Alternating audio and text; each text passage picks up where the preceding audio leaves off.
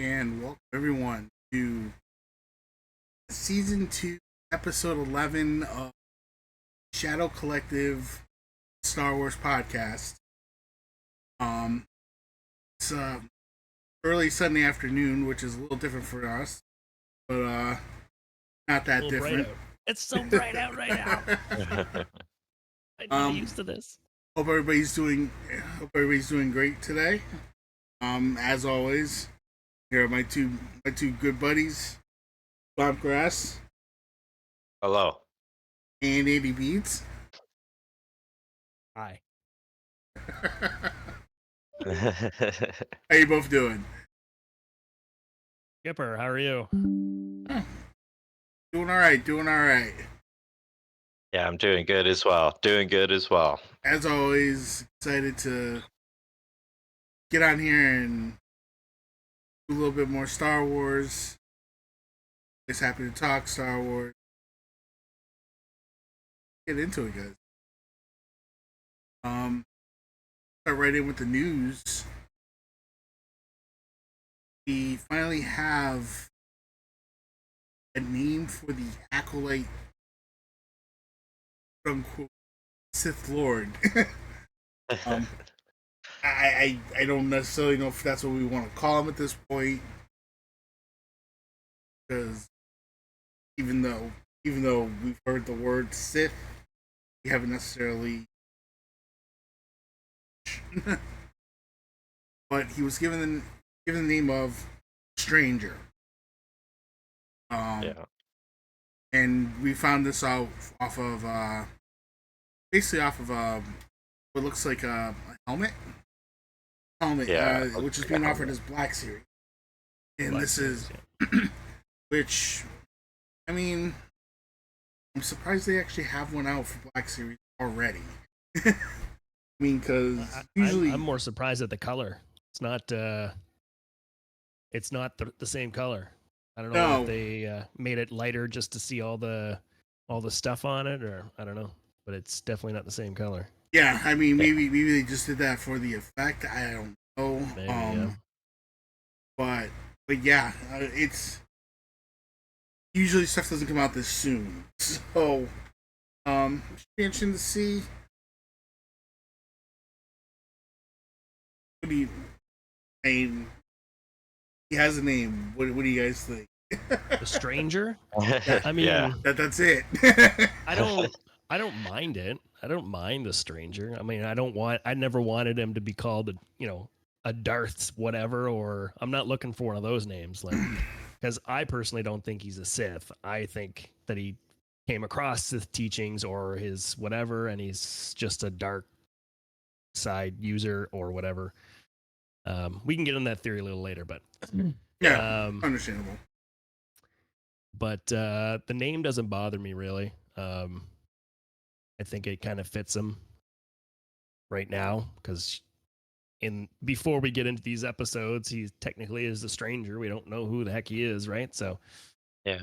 But I mean, as far as the helmet, I think the helmet looks fantastic. It looks like it's a great looking helmet. Cool.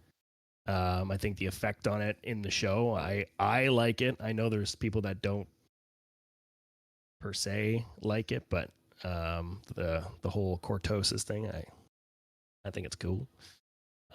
This is the first time actually me hearing about the cortosis, like when it happened, when you had actually mentioned it, Eldor. I wasn't really aware that there was some sort of thing that could do that, but the way that it was introduced, I think it was pretty cool in the show. But yeah, I don't know. The helmet looks neat though. Like, it looks, we can actually stop calling him Zipperface now. Yeah. Or would you rather? Let's call him Zipperface instead of the Stranger. I don't know. The Zipperface Stranger. The Zipperface Stranger. Yeah. Just made his name longer. That's all. Yeah. I don't know. Zipperface definitely had a little bit more excitement to it. But that's just me. Yeah. Yeah. What about you, Swampgrass? Any thoughts on this one? Yeah. I don't think it really.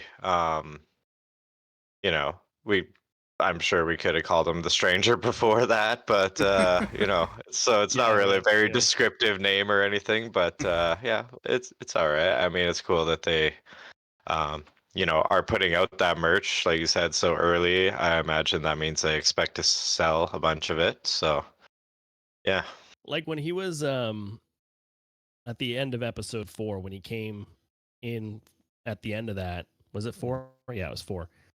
yeah. Like in the credits, credited as the Stranger, or was it Oh, okay. actually only given the Stranger name in episode 5 when he was doing all the fighting and stuff? Like, do we know that, or I don't I'm even not know. sure. I never even looked at the credits, to be honest with you. To see Yeah, if that's what he was called. Like I said, this was basically off of basically his Black Series, and it had the name there. Wait a second. Yeah, it's me. So it leads me to almost wonder if they still. I mean, it's possible that, I mean, obviously they would have known about this helmet and the information about the helmet and the name, I guess, before or during the series or whatever, even before it happened, I guess. But I'm curious now actually to see if it actually says the Stranger in episode 4. Yeah, I guess I am. Um, actually, it may not have. It may not have mentioned it in this episode or for that third episode. True, but I mean, So like, it's like I don't want to I don't give. know. Like I'm kind of waiting. I'm kind of waiting until we throw the spoiler warning up. But yeah.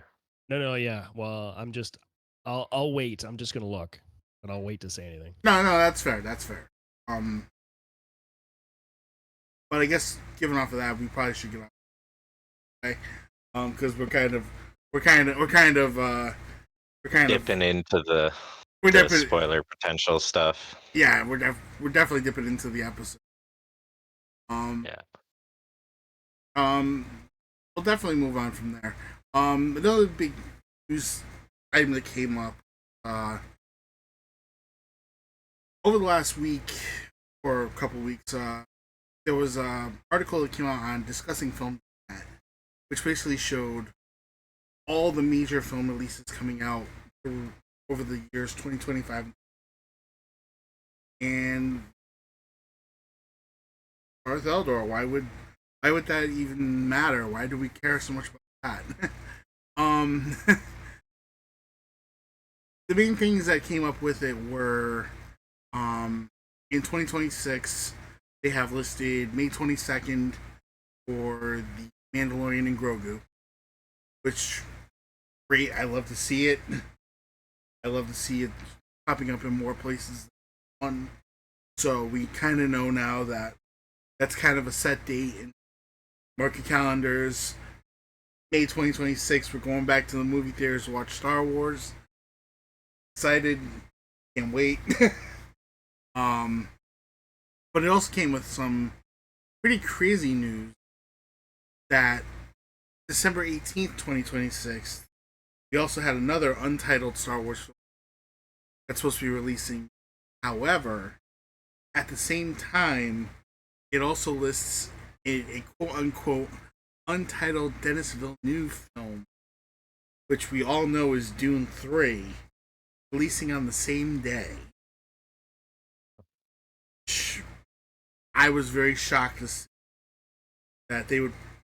Well, I guess I'm not that shocked to see it, but shocked to see it. Because I don't know if I want to put a Star Wars movie up against a very successful. Yeah. How do you guys? I don't know if it's the first hearing of it, but how do you? I feel like both studios are making a huge mistake. Like the film industry is having a very hard time on the silver screen, and like to do any two films at the same time and put them against each other is just diminishing your own potential, right? So I think it's not a very smart move, and one of them should change that. Personally, Well, I mean, obviously, the obvious choice here would probably be Star Wars should have to change it, but who's going to back down, you know? Like Dune's been very successful with those two movies, like and there's probably a lot of people probably looking more forward to watching the third Dune movie than Grogu and Mandalorian, right? So, Well, I mean, on the bright side, we know um, that's coming out in May, so we know that's not the movie they're going up. Yeah, um, it's probably either the Ray film or the oh uh right, yeah, right. Dawn of the Jedi or whatever it's called. You're right, my mistake. Well, let's just Yeah. say untitled Star Wars movie. Yeah, Yeah. But I feel that it seems similar to when Star Wars was released after a certain, Avengers movies were released and all this stuff. Like, I think it's just going to be a losing costs for, and it's going to like, again, people are going to be like, the ticket sales will be down if it stays in the same thing, like Star Wars is just going to take another plummet if that happens, I think. So, um, I think it'd be a smart move to move it if it was Star Wars, but it just depends on if they want to make money or not, I I mean, guess. at the same time, I would tend to worry about that. I mean, Star Wars does happen to. I mean, they have. Let's face facts. When it comes down to it, there's certain things that we come to expect. Their Star Wars movie May, which like we're going to be getting them again because obviously we have the Mandalorian coming out, or December, right around Christmas time. Right. So sit there and now put it in a situation where you're basically telling, hey, I don't know, what do you do with this? Where do you move it to? Is the question. I'm looking beyond. They're showing you a couple of dates for It's it's also not really showing any set dates for like the rest of December, so potentially like early December could be an option, but maybe. even then you're kind of battle. You're still going to be battling Dune at some point. Um, Yeah, but all the box office sales and everything that they record, that's all from the initial first weekend. Everything else after that is not part of those same numbers. but it's still not going to be the same. There's something about that Christmas. If you It's true. release it around then, and then it's a good Star Wars movie, people will want to go back all through that weekend, and you're kind of taking that away because people are off during that week. They have free run to go back to. Whereas if you release it 2 weeks earlier, I mean, I might be able to get back next Friday, but there's probably gonna be another movie out by then. So I don't know. I mean, watch it. You know, I understand. I understand what their thought process is, where they want it, why they want to do it, when they want to do it. But at the same time, it's like, how do you manage? Yeah. I mean, but even looking forward, I mean, there's another Star Wars movie, un, untitled Star Wars film, December 17th, 2027. Can't Yeah. move it a Yeah, year. yeah. Your best bet is, what are you gonna do? Move it to May of 2027?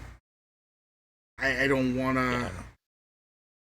because like I said, you have your time period where you like to release Star Wars movies, but I, I don't know that you want to lose 6 months on it to Yeah. not pit it up against. And don't get me wrong, brilliant move on their part because they know they could take on a Star Wars movie. Yeah, yeah, for sure. I mean, especially considering, I mean, everything's going to be on. I mean, the Mandalorian Grogu movie for sure, because that'll be the first one to come back, and Yeah. then this Star Wars one that comes out. But yeah, you're going up against you're going up against Dune, who it's done really well. I mean, it seems like it's a double, it's a lose-lose sort of feel here, because I mean, if you go up in December against Dune, you're going to be losing money. Okay, whatever. And I mean, if you push it the 6 months to May, you're kind of losing again. You're losing ground, or you're losing whatever here. Like, so I don't know, man. Like, don't know. Yeah, honestly though, if it is the they might be stuck in a position here, you know. If it is the Ray film, I predict it's gonna flop regardless when they drop it. But yeah, I mean, we'll see. We'll see. We'll see. I mean, this is where I'm gonna put it. If it's the Ray film, I think they have to move. For it to have a chance. Yeah, I mean, it's not me being negative. I think if it's the Jedi, if it's the Dawn of the Jedi, like the what's it called, Mangold, whatever. Okay. If it's that movie, I feel like that can stand up against some of the other, like against Dune potentially, because people are. I don't know. I'm pretty excited for that. I think you guys are as well. Yeah, I'm definitely excited for that movie. I mean, if you told me it was going to be Rogue Squadron, I would say okay, maybe we could have a shot. I think because the odds on are going to be the Ray movie, you might have to make. Yeah, it just depends on what they're putting there, you know. Yeah. I still feel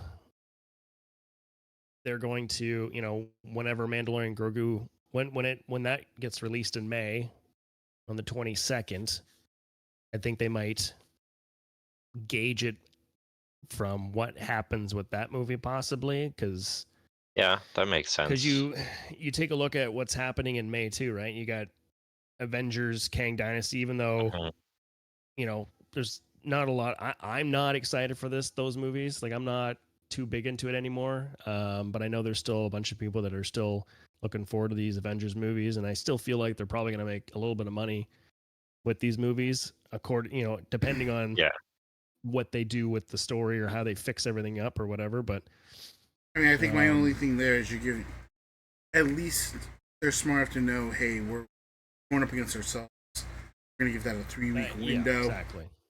Yeah. We're not just going in just like trying to like face with it.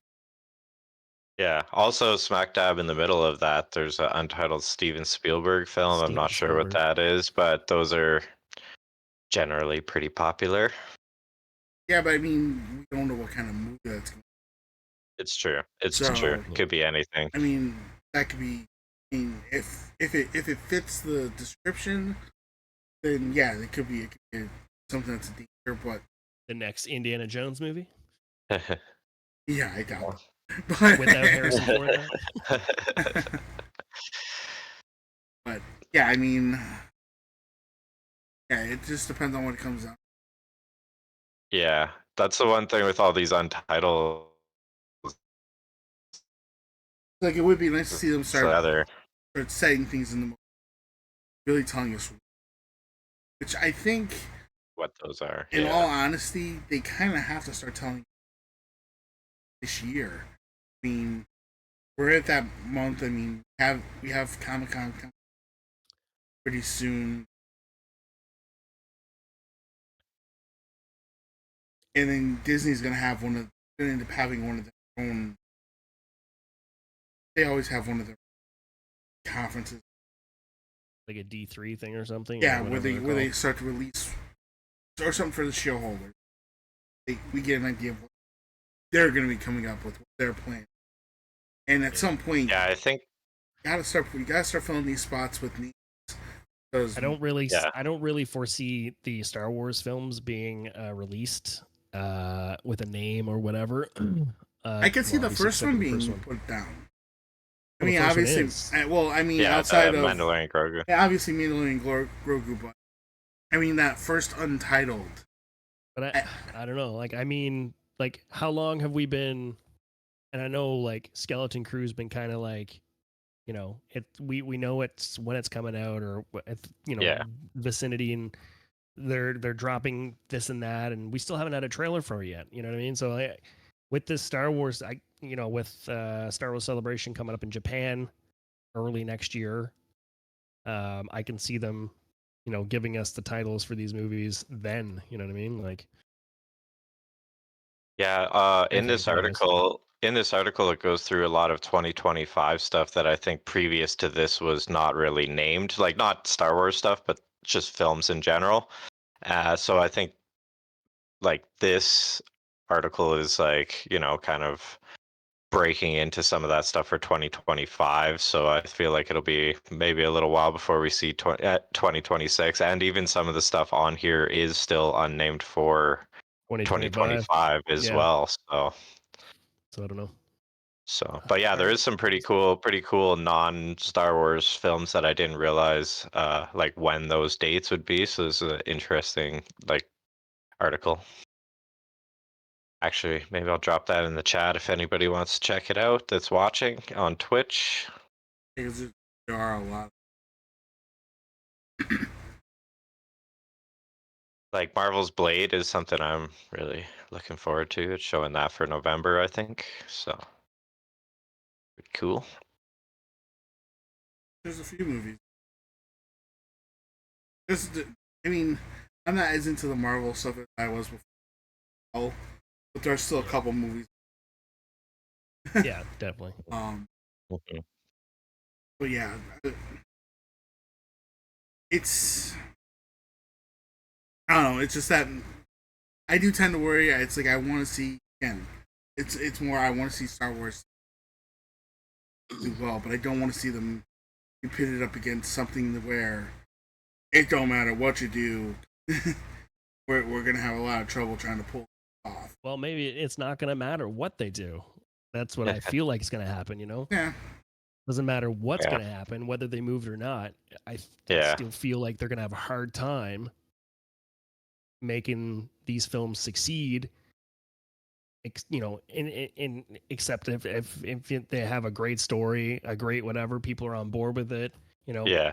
if it's the Ray movie, like you said, yeah, people are already like, I don't know, man. Like, Already like Yeah. you know, unsure on so whether they want to see it, right? So honestly, I feel like if it's two very different things. If it's the Ray movie, I feel like they should consider breaking from this. Oh, it has to be Christmas or it has to be May. Like, you know, open up your mind a little bit. There's other times of the year that people go to movies, but if not, if it's the Jedi, Dawn of the Jedi, or is that what it's called? Something like that, right? something like well, that. there's no official name. I think There's if no fish. Yeah, Oh, okay. So that one, if I think that one's gonna have major hype, and like once we start seeing trailers for that, people are gonna want to see it, and I think it could easily beat anything out there.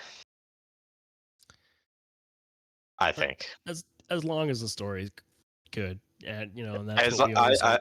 yeah, it just depends how they market it too, right? Like if they have some stuff like Leslie Headland has pulled off with the Acolyte here, just talking about it too much and saying stuff that we don't want to hear, that could ruin things. But I want honestly, I want somebody like Ryan Reynolds to hype up, do promos for Star Wars, because what he did with Deadpool and Wolverine stuff, like it's just been mhm, phenomenal. Everything he's done with yeah. that movie, man.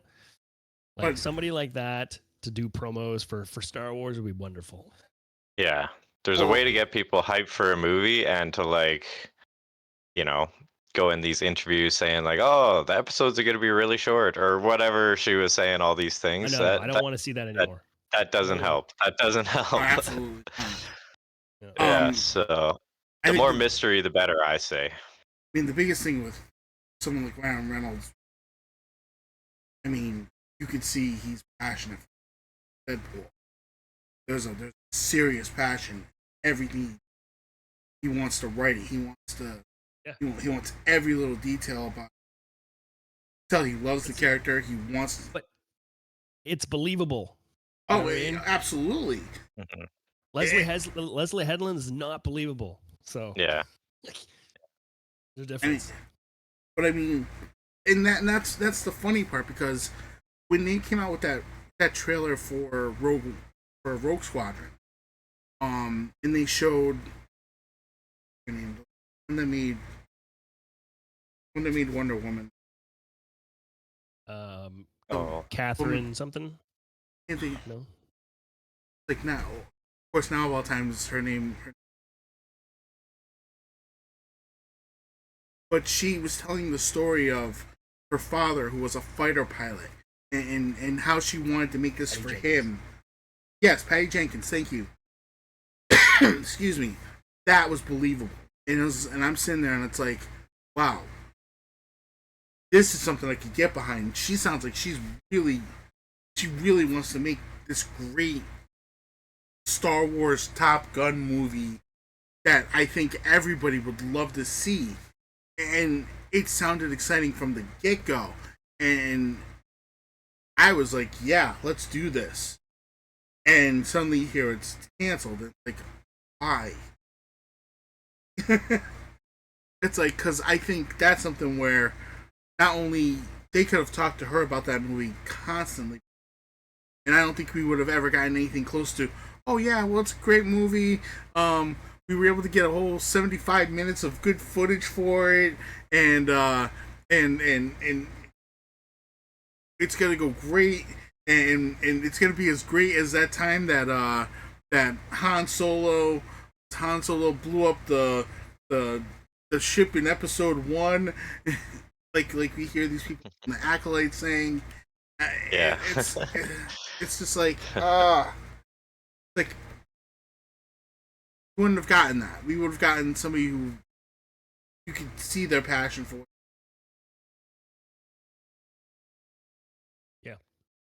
Yeah. Believable passion. Yeah, that was pretty funny when that actor who plays Yord was in that interview, and he's like, "Anakin just blew up the Death Star. How many people died on that?" Oh my god, bro, it wasn't Anakin. You need to Yeah. These people are not Star Wars fans. Yeah.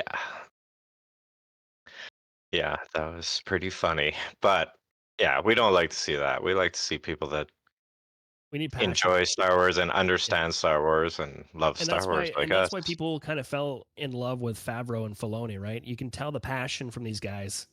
Hmm. You know, the passion for Star Wars, the passion for George Lucas and his work, all that stuff, right? So, Yeah.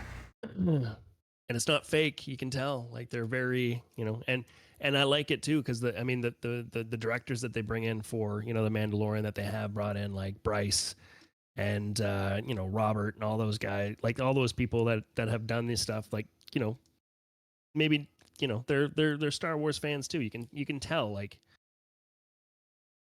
I don't know. They know what they're talking about. They know what they're talking about, right? I mean, they've talked to George maybe once or twice in their lives. Yeah, it all shows, and Just it's like if you told me George Lucas showed up to the ACOLYTE, I wouldn't believe. yeah, right, exactly. He's probably like, nope, not going to that one. But yeah, yeah, I'm gonna. That is what she was claiming, though, right? Is that he has the final like say in all this stuff? But yeah, it's just not believable that Who that's George what's has got the happening. last say in it? Oh, Oh sorry, no, not George. Filoni. Oh yeah. I was like, George, Yeah, what? no, Why didn't you not say that? no. say I missed that one too. Yeah. No. I meant Filoni. Yeah, Yeah, well, and that's. but even that is not believable to me. I don't I don't believe it. feel like it is. Yeah. Like even just that small example I was talking about, I rewatched the earlier episodes of the thing, and they're talking about spice cream, like such a small simple thing that like in the Star Wars universe, spice has always been this like heavy illegal narcotic that Drug, is yeah. yeah, like spice cream is not it's not the words that you use in Star Wars. I'm sorry. Yeah.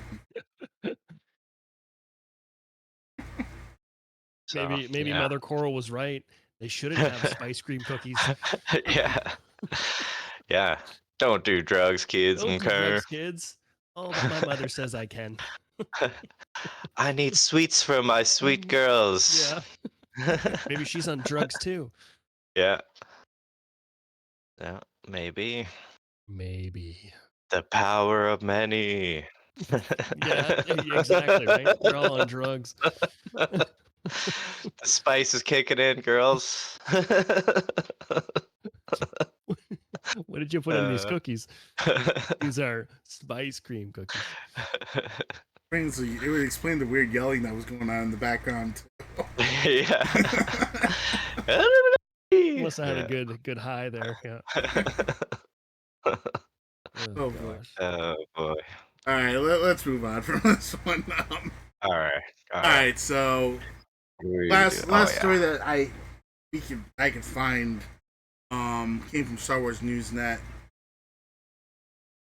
and it brought up Jude Law in Skeleton Crew, and basically it was saying that you've actually found out his name in the show. Basically, again, they leaked a Lego set. Yeah. And unfortunately, the picture's gone now. I went to go see if that picture was there, but it was released on the 4th of July. I guess it's a toy that's coming out on August 1st. But it's supposed to be the ship that they're going to be flying on Skeleton Crew, the Onyx Cinder. And it had his character there, which they said they couldn't get a clear enough image out of the picture. So we know his name is either Jod, Jod, or Jog, as in jogging around. Gosh, I hope it's not Jog. Yeah, so do I. That seems a little weird.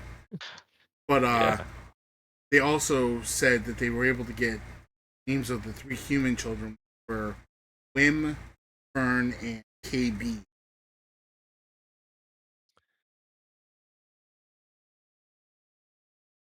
Nice to have some names attached to people.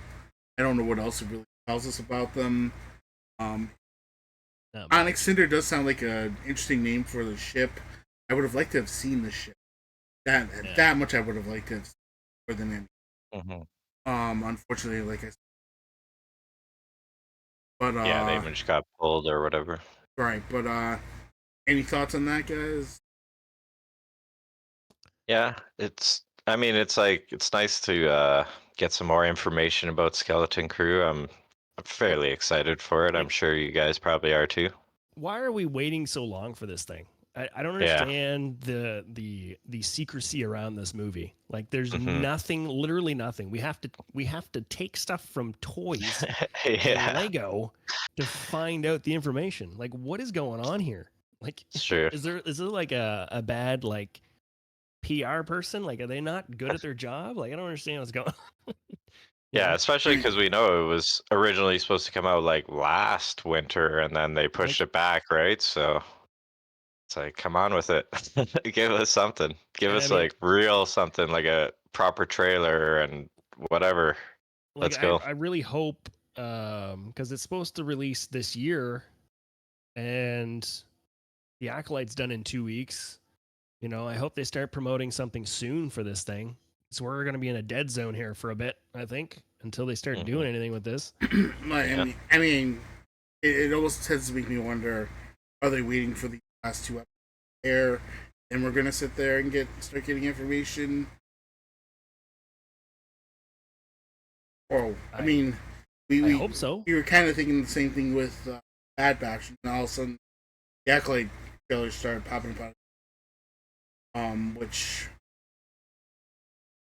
for better or worse, but yeah, it's the only thing I can think of is maybe they think because of the amount of time that we're gonna have between, maybe that's their plan. Maybe they're waiting for one of those D3 type things.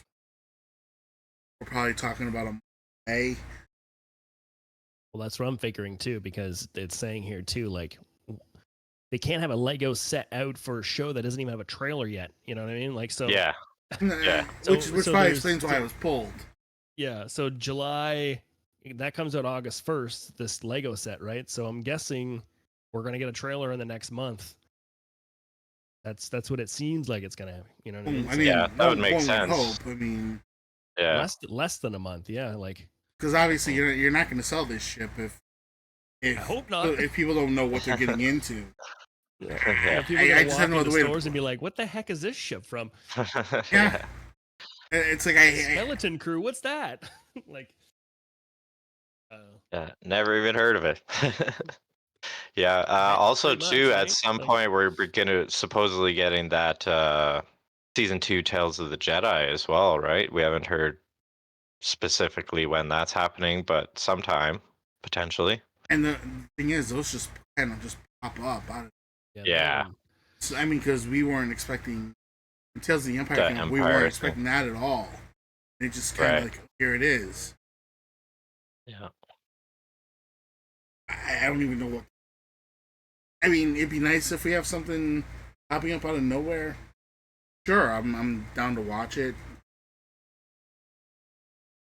Yeah, I mean, it would be nice to get if there's other stuff coming up. I'd like to know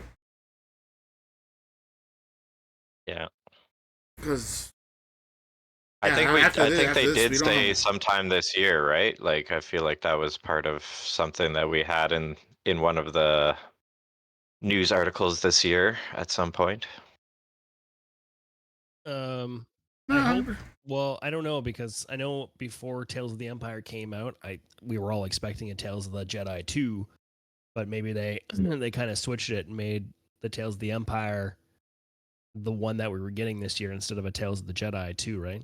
So I don't know if that was how they played it or that's and what it I mean, seems.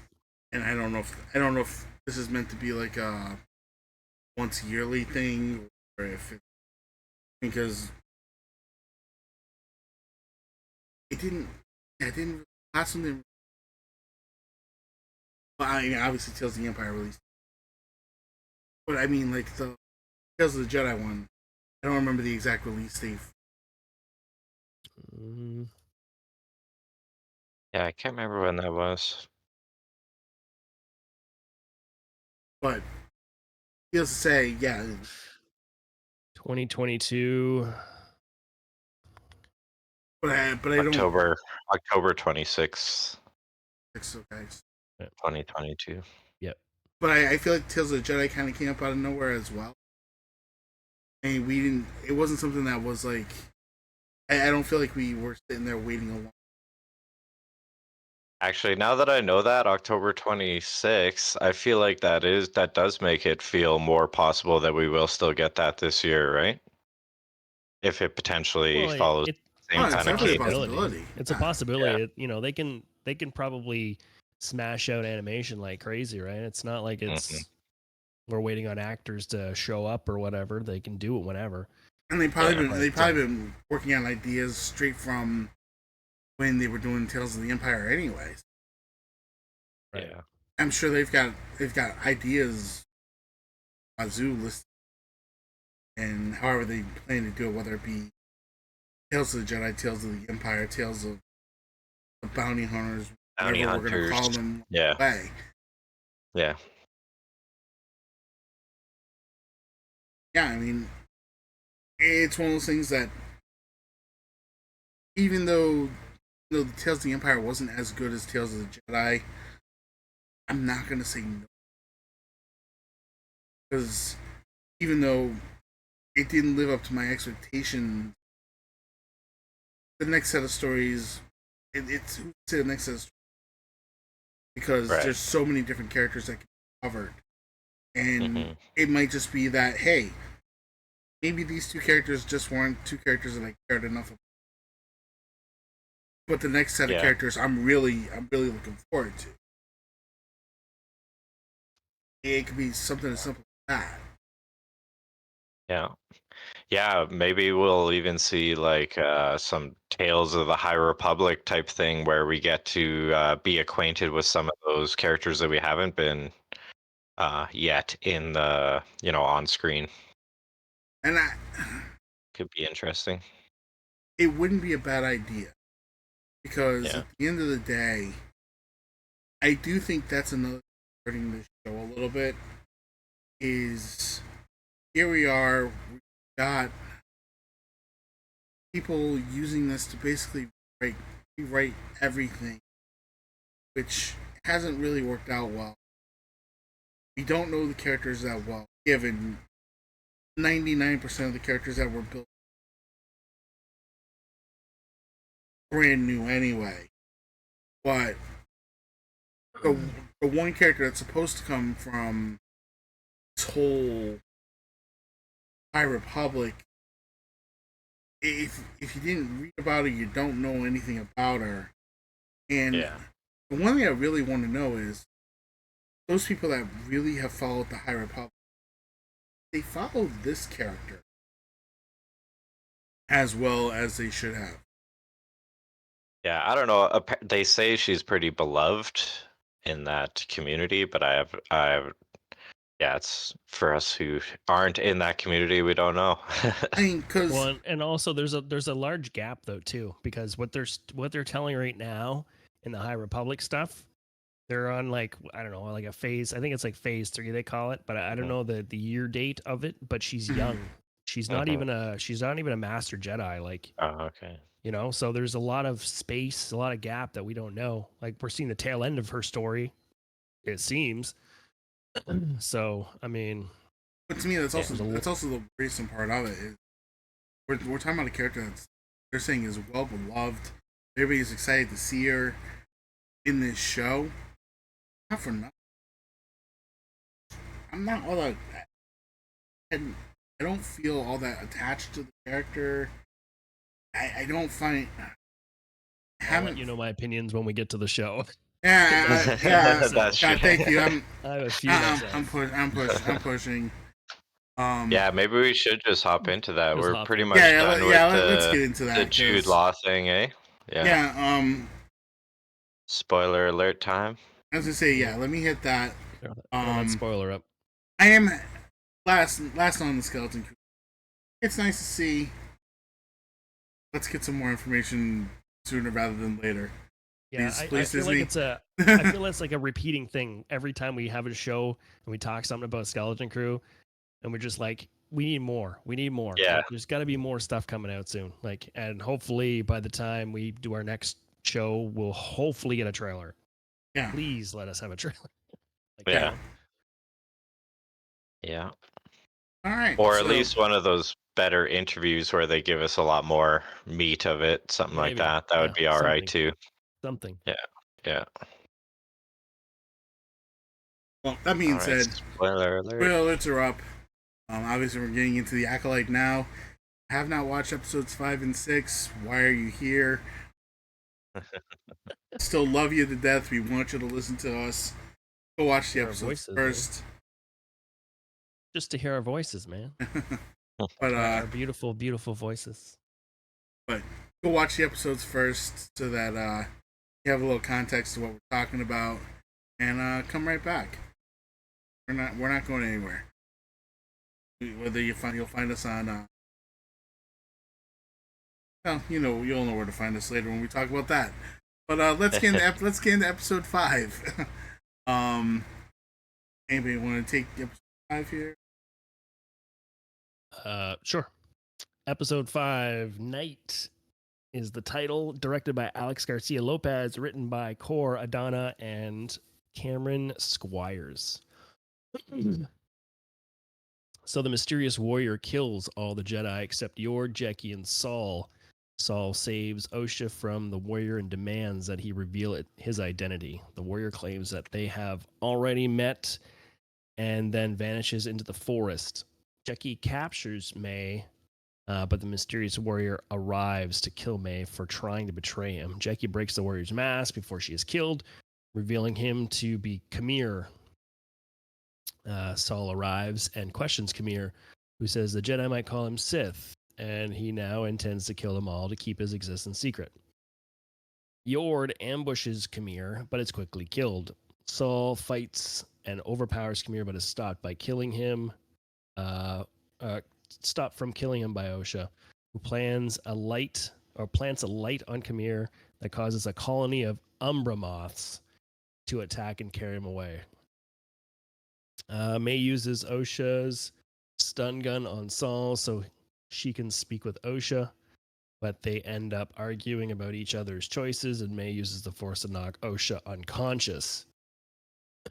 May steals Osha's clothes and poses as her sister, returning with Saul to the Jedi ship. They are followed by suspicious Basil. Qimir frees himself from the Umbra Moss and finds Osha lying unconscious in the forest. So, what's up? What's everybody feel? After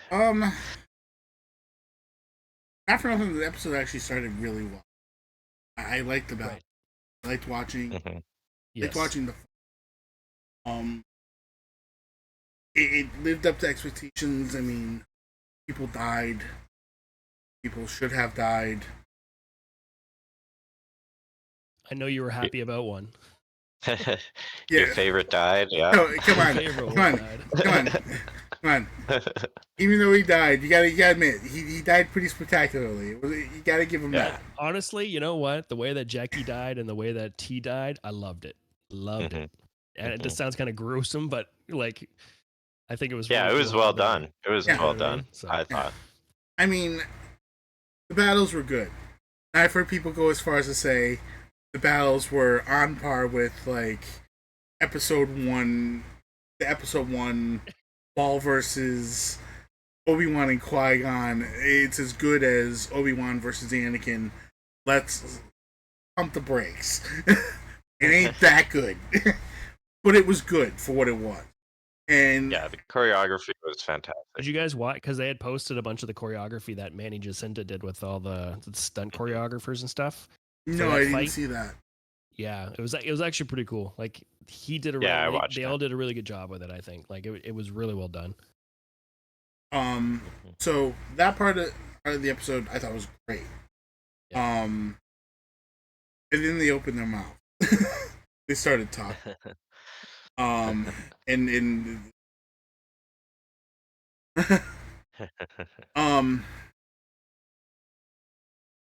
number one, the character of May, I'm kind of almost checked out on. Really, I mean, we're talking about a character who has changed her mind on killing Jedi and turning herself in 17 times, 20 minutes episode time. I'm just like, I don't care anymore. I mean, I don't care. I don't care if you want to be turned in or killed or whatever. Choose to fly away and go become a moisture farmer on Tatooine, 27 miles away from Luke Skywalker, and never show your safe face again. That would be fine by me. But I digress. Going through this episode, watching her and Jackie fight, it's am I the only one that's thinking that Jackie might have been just a little too good for a Padawan? I mean, for somebody who we just watched The Stranger / Qimir / the Sith plow through Jedi Knights, Jedi Masters like it was nothing. Were they Jedi Masters though? Did we know that? Like, definitely Knights. They came in Jedi Knights. I would say they had the appearance of Knights. I mean, there might have been another Master in that group. I could see maybe one more. But despite the fact, he plowed through them like it was nothing. Some of the stuff I saw them do was, that one part where he sits there, he stabs the one guy, and he force pulls the other Jedi Knight right onto the lightsaber. Yeah, that was cool. Yeah, that one. I'm not gonna lie, I kind of like that one. That was great. And then you don't see it, but he beheads them both behind the tree, right? Yeah. Because he goes. You don't see it, but you know that's what happens. Yeah. So.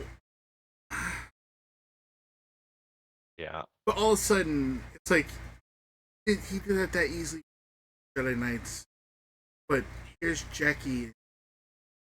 Jackie suddenly is like this dual wielding dynamo of a fighter. It's like, wait, where the hell did this come from? You're a Padawan. I mean, given we watched you train a couple episodes ago, but you're this good? Well, the only thing I can think of is that, she is Master Soul's apprentice.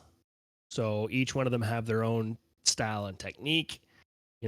She could be a little better because, we can tell Saul is a master of his, whatever ability or His whatever style. whatever style that he has. I mean, he was really, you can tell he's strong, and the technique that he has is I don't know, it worked. So maybe she, I get how, like, they're like, oh, the double lightsaber and all that stuff. I mean, it looked cool, like, you know what I mean? Like, it looks, I think she, you know, it held up, but I mean, yeah, I think there's a little bit of a divide on people, and they're Yeah. like, yeah, why is she so good? How is she so good? Why was she holding up to this? Like, Yeah, I think it's reasonable that she was good, and also reasonable that the others were not as good with the lightsaber, because again, we're talking about like a time of peace. They maybe haven't had much combat experience. Most of those, like even being a knight, maybe that's the first time they had a lightsaber battle with a foe wielding a lightsaber, right? maybe, I don't know. So, like I feel like there is a bit of an element of like, these are not like Clone Wars era skilled uh, military Jedi, right? Like, so I feel like potential of them all being really bad with lightsabers is there, and then maybe Jackie just, trained a little bit harder. She ate her Wheaties that day. Okay. I can see I can see both sides. Like, I can see the argument. There is an argument for both sides of that, I think. So, Yeah. but yeah, I can see your side too. I can see, you're going like, this little tiny girl who, is apprentice, and, never, you don't see her wielding two, training Yeah.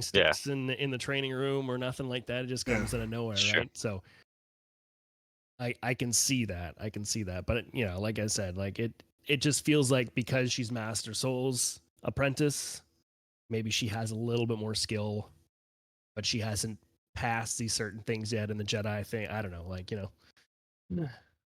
it does seem like she's a fairly, like, has been a Padawan for some time based on their like conversations. So maybe she is kind of moving towards the next step, or well, she was.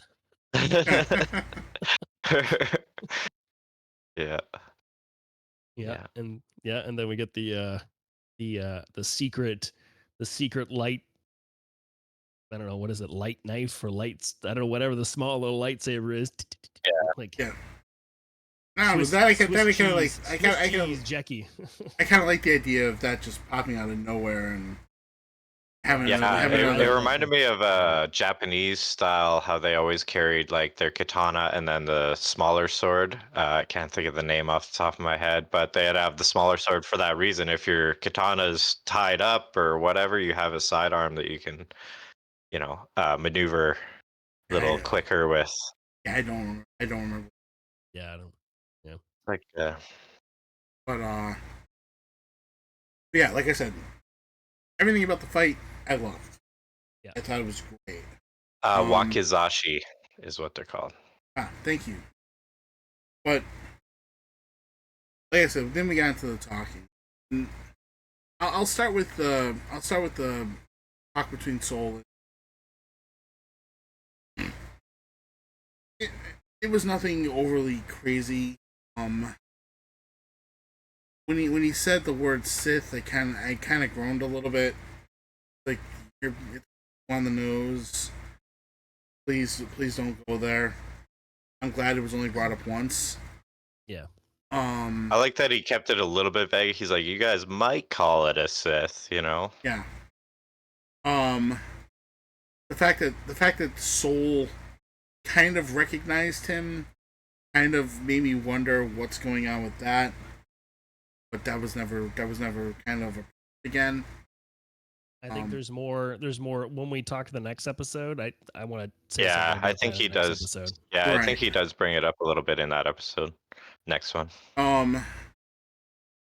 But then we get to the points where, like they say, May stuns Soul, and suddenly out of nowhere, a Jedi Master like Soul can't detect a stun beam coming his way.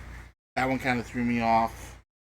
Like, Yeah, especially because we just seen the stranger like be completely unfazed by one. I guess he was wearing the The Cortosis that one blocked it. I think. cortosis. Yeah, that's true. That's true. but at the same time, you're a Jedi Master. I expect you to at least be able to turn your head and say, maybe I see this coming.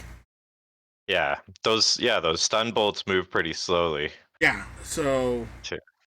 that being said, I get what you're trying to do. You're trying to get us back to another conversation between these two twins. Again, I'm listening to them talk, and all I hear is word salad. It's not great. Yeah. Yeah, it's not a good conversation.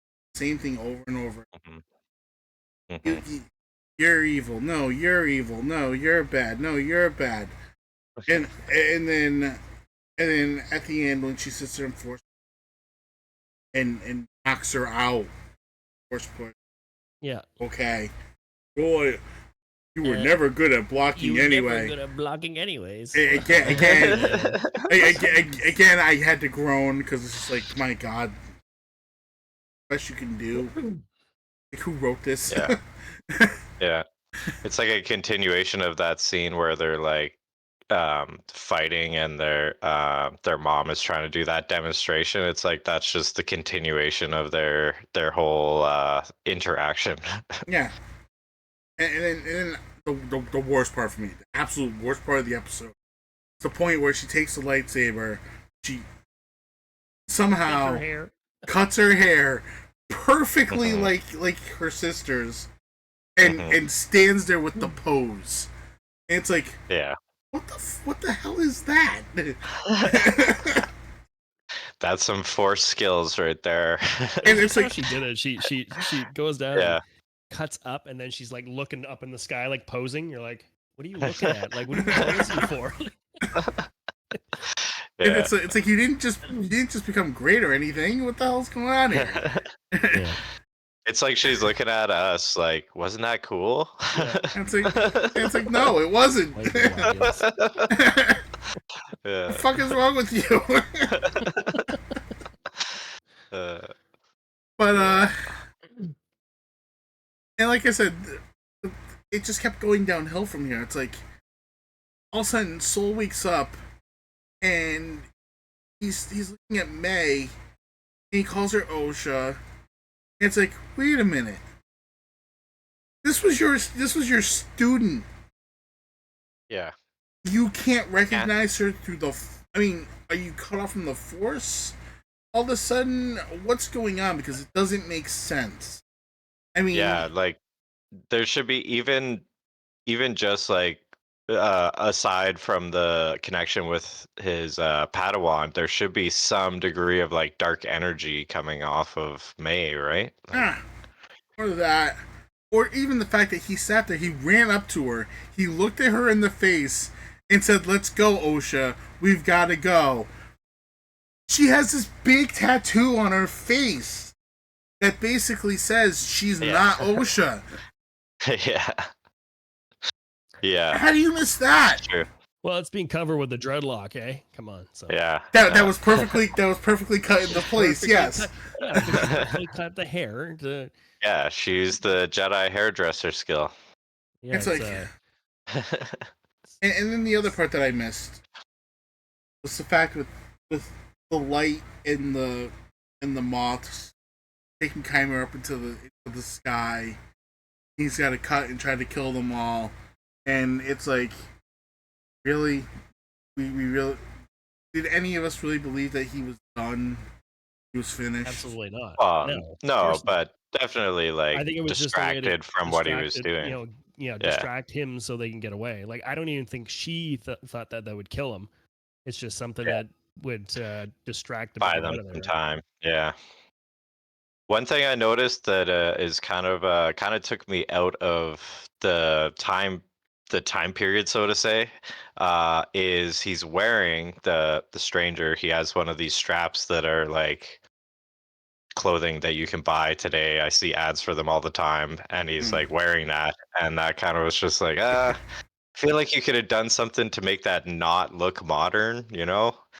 Like the strap thing that's across his back that like essentially it's a thing you can buy that improves your posture. You pull on it and then it like pulls your back into shape. And he was wearing that, and I'm like, yeah, that's a product I could go buy on Amazon today. Like, you know, That's your next cosplay right there. You can Qimir. yeah. You'll have to Jedi cut your hair though. Yeah. Came there on the pose. Yeah. Stand there and pose to nobody. Yeah. Yeah, in real life, my hair's all singed and globbed together. Oh, that didn't work. This That didn't didn't work. This didn't work, man. But the TV show said I could. Yeah. Use like a blowtorch or something. Yeah. And then the other side of it, once he finally kills everything, I mean, did anybody see the way he landed? Just kind of like right on his 2 feet, like he dropped like 50 feet from the air, just landing on his feet, like. Well, that's why I felt that he floated in on the season 4. Like He when did. came out, I thought he Rewatching. floated down. Yeah, he did. So Rewatching that's it, why I he feel did. like he did that too. I think when after he killed the whatever one, he just floated down. That's like a lot of this. I know. Yeah, I mean, we I'm talking see a lot. Force users. We do see Force users using like levitation, right? So I'm pretty it's sure doable. didn't Dooku do? It didn't feel like there was any levitation there. It's just like, oh well, boom, I can just land on my feet and I can keep walking. I'd probably use his cape to float down. Yeah. Oh, actually, now that I think about it, even in this series, the Master Tobin, he's doing that meditation with the floating. That's I guess he kind of is. Well, he is not kind Or of. Torben, not Torben, Yeah, Master yeah, Torben, the kid that is an old, yeah, old Sith, old Jedi. Yeah, the highly revered 14-year-old Jedi Master. With Yeah, gray beard kid. battle bruised, battle torn. Yeah. Yeah. All right. So yeah, I mean, I was genuinely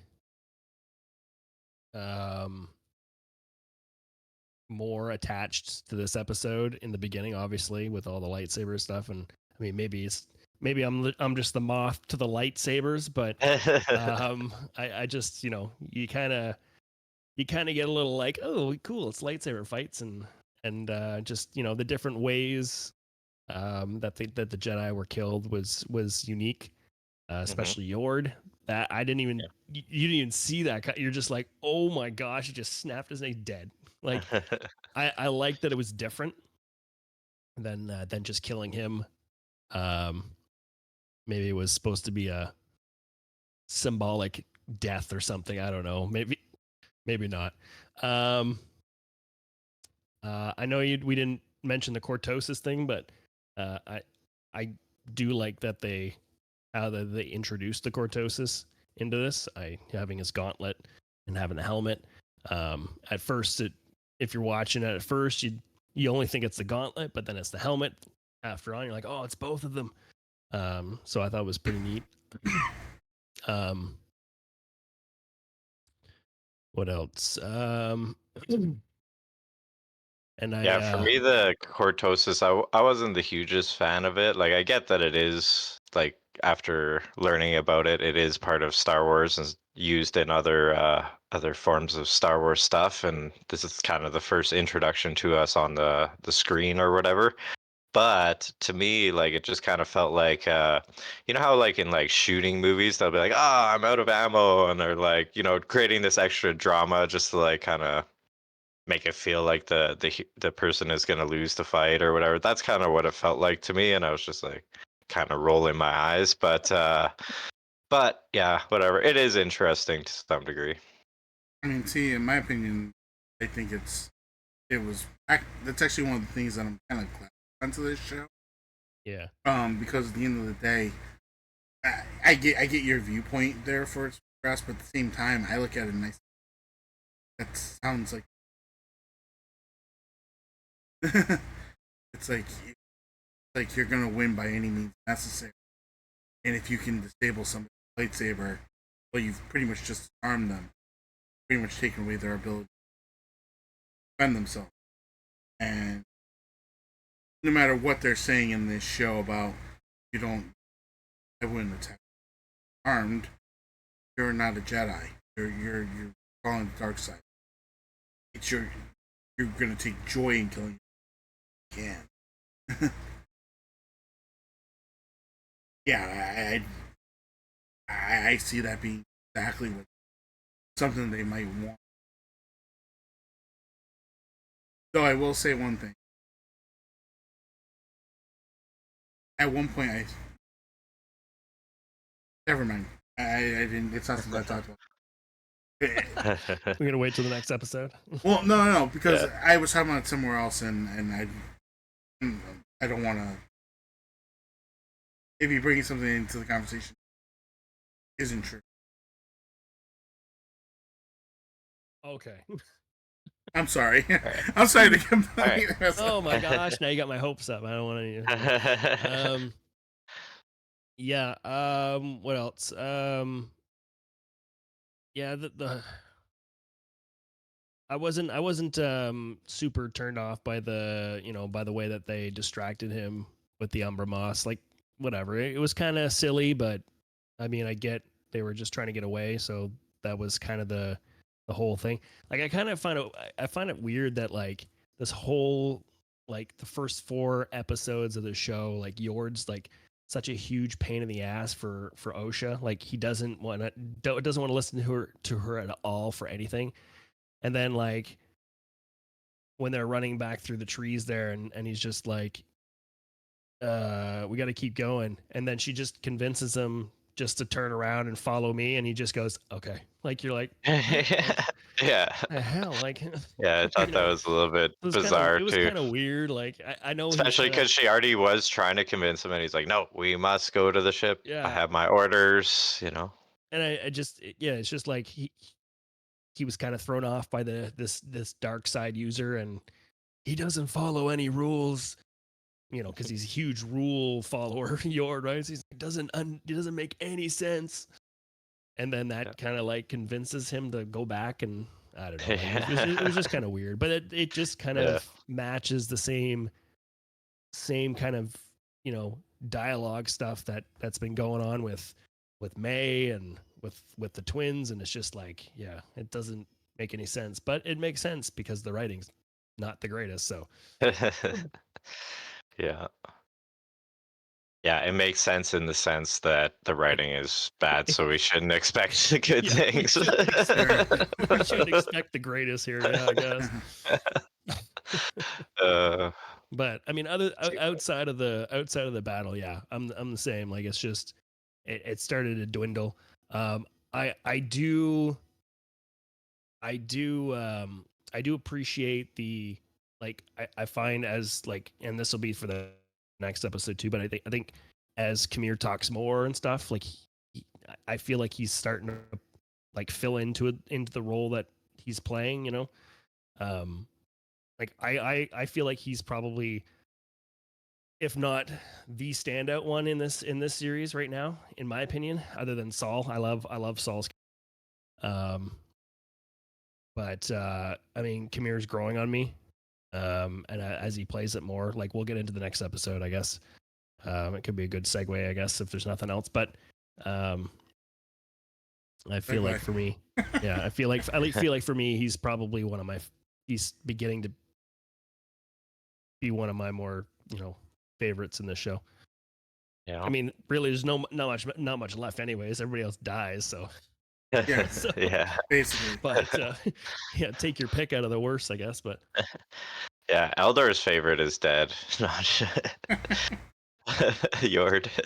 He, Just joking. Just joking. he at least got a good exit. So He did. He did. yeah, I mean, Actually, that's one thing I heard people saying that, like, oh, we haven't seen this kind of death in Star Wars, but like, yeah, like I don't know if you got like I don't know if these people remember, like there was some pretty gruesome deaths in like the older Star Wars, like Jabba the Hutt. We see him getting like strangled out by the chain and stuff. You know, we see some things before. I mean, So yeah, I was just excited, like, you know, I mean, even Jackie's death, like, you didn't really expect that secret saber to come out, right? So you're just like, oh, the helmet's off. She got the helmet off, and it's just like, and you're like, oh my goodness, like, oh, brutal. Like, you know, it's like it's almost like a mob death. You know how they'd shoot them yeah, twice in the chest and whatever. yeah, it like is. a prison shanking or Prison something. shanking. Yeah, just get off me. Like, so yeah. I mean, I like the uniqueness of the deaths, like the Sith kebab. So this is not what I coined it. I found, like, you know, there was a couple other review or reaction YouTube people or channels, and you know, some of them were like, oh, it's the Sith kebab. I was like, that's so cool. It's so Yeah. true. Yeah, perfect and then play on beheaded. words too. Like, Yeah. I was like, oh, they beheaded them. You can definitely tell. And yeah, it was when we go into the next episode, we might as well go in now. But in the next episode, you'll see, like, well, I want to, like, they specifically strategically positioned the two that got beheaded behind a tree, which was funny.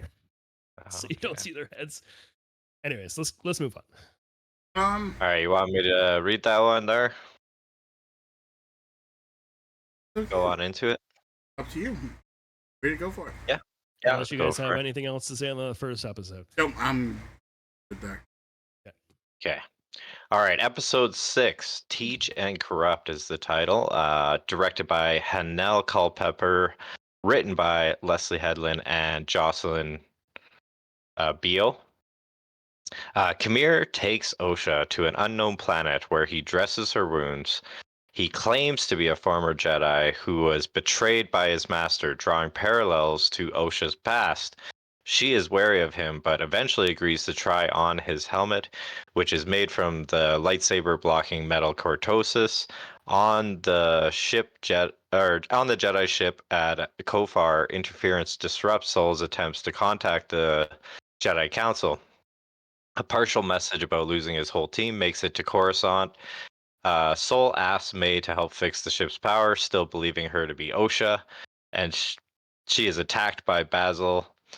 May overpowers him and resets the power. She tries to get Sol to tell her about what happened on Brendok, but her wording reveals to him that she is not Osha.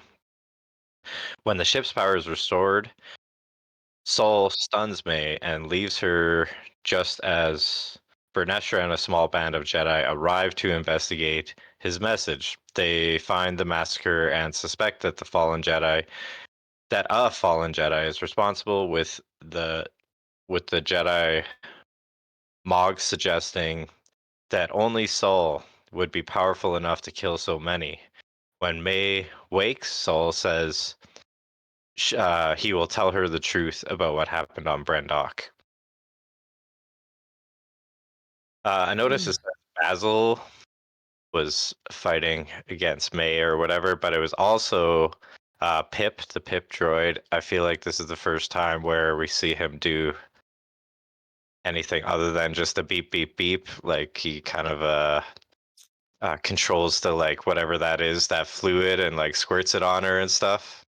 That was kind of funny. Well, it was like, it's, you know, it was the kind of the forced comedic moment here that they're trying to Yeah. throw into true. the show, right? Like trying to make people go, "Oh, this Pip character." I tell you, I think that was the Yeah. first time the Pip droid got a chuckle out of me, so I was on board with that one because, like I was saying, I usually like that kind of stuff, and I wasn't really feeling it with this Pip droid yet until Yeah. that moment, and I did have a little chuckle. So Hey, let's zero in on this Jedi Mog. So now I really hope that Jude Law's character is not named Jog, because now this one says Mog, and you're like, they could do that, I guess. maybe they're Jedi Mog. brothers. But no, Gosh, Mog and Jog, and Mog and their dad, Jog, their yeah. dad, Yeah. their dad is Log. No. Oh, Dr. Seuss, come on.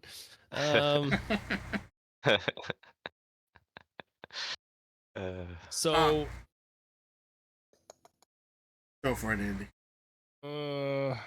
I'm just trying to think where I want to start, because I think this, like the way that this is, it's like backwards too, like, because I think the end of the did the end of the show with her when trying she on the puts helmet. the It the was. helmet. So like And they did the also, it, whole it before does say that. here that it says lightsaber blocking metal. I don't feel like the helmet is metal. Do you guys The get the helmet vibe is that it's Cortos's metal? too. Because like even when they're putting it on, it's like stretching. You know what I mean? Like it's not a solid. Well, he was welding it though. Oh yeah. But yeah, I don't know. It looks more like a hard leather to me. But I mean, maybe a piece of it, maybe the back end of it might be leather, possibly. Like, but I'm pretty sure like most of that helmet is. oh yeah, I guess Cortos's. when they break it, it does look like it's more solid. I suppose. Yeah. I mean, the front of the helmet, definitely. For sure, because Yord Mm. used it to block Qimir, right, before he Yeah, died. that's true. Um, But it could be just like a movie magic thing that I picked up on that's not I'm not supposed to notice that it's stretched, maybe. maybe. Yeah. Maybe.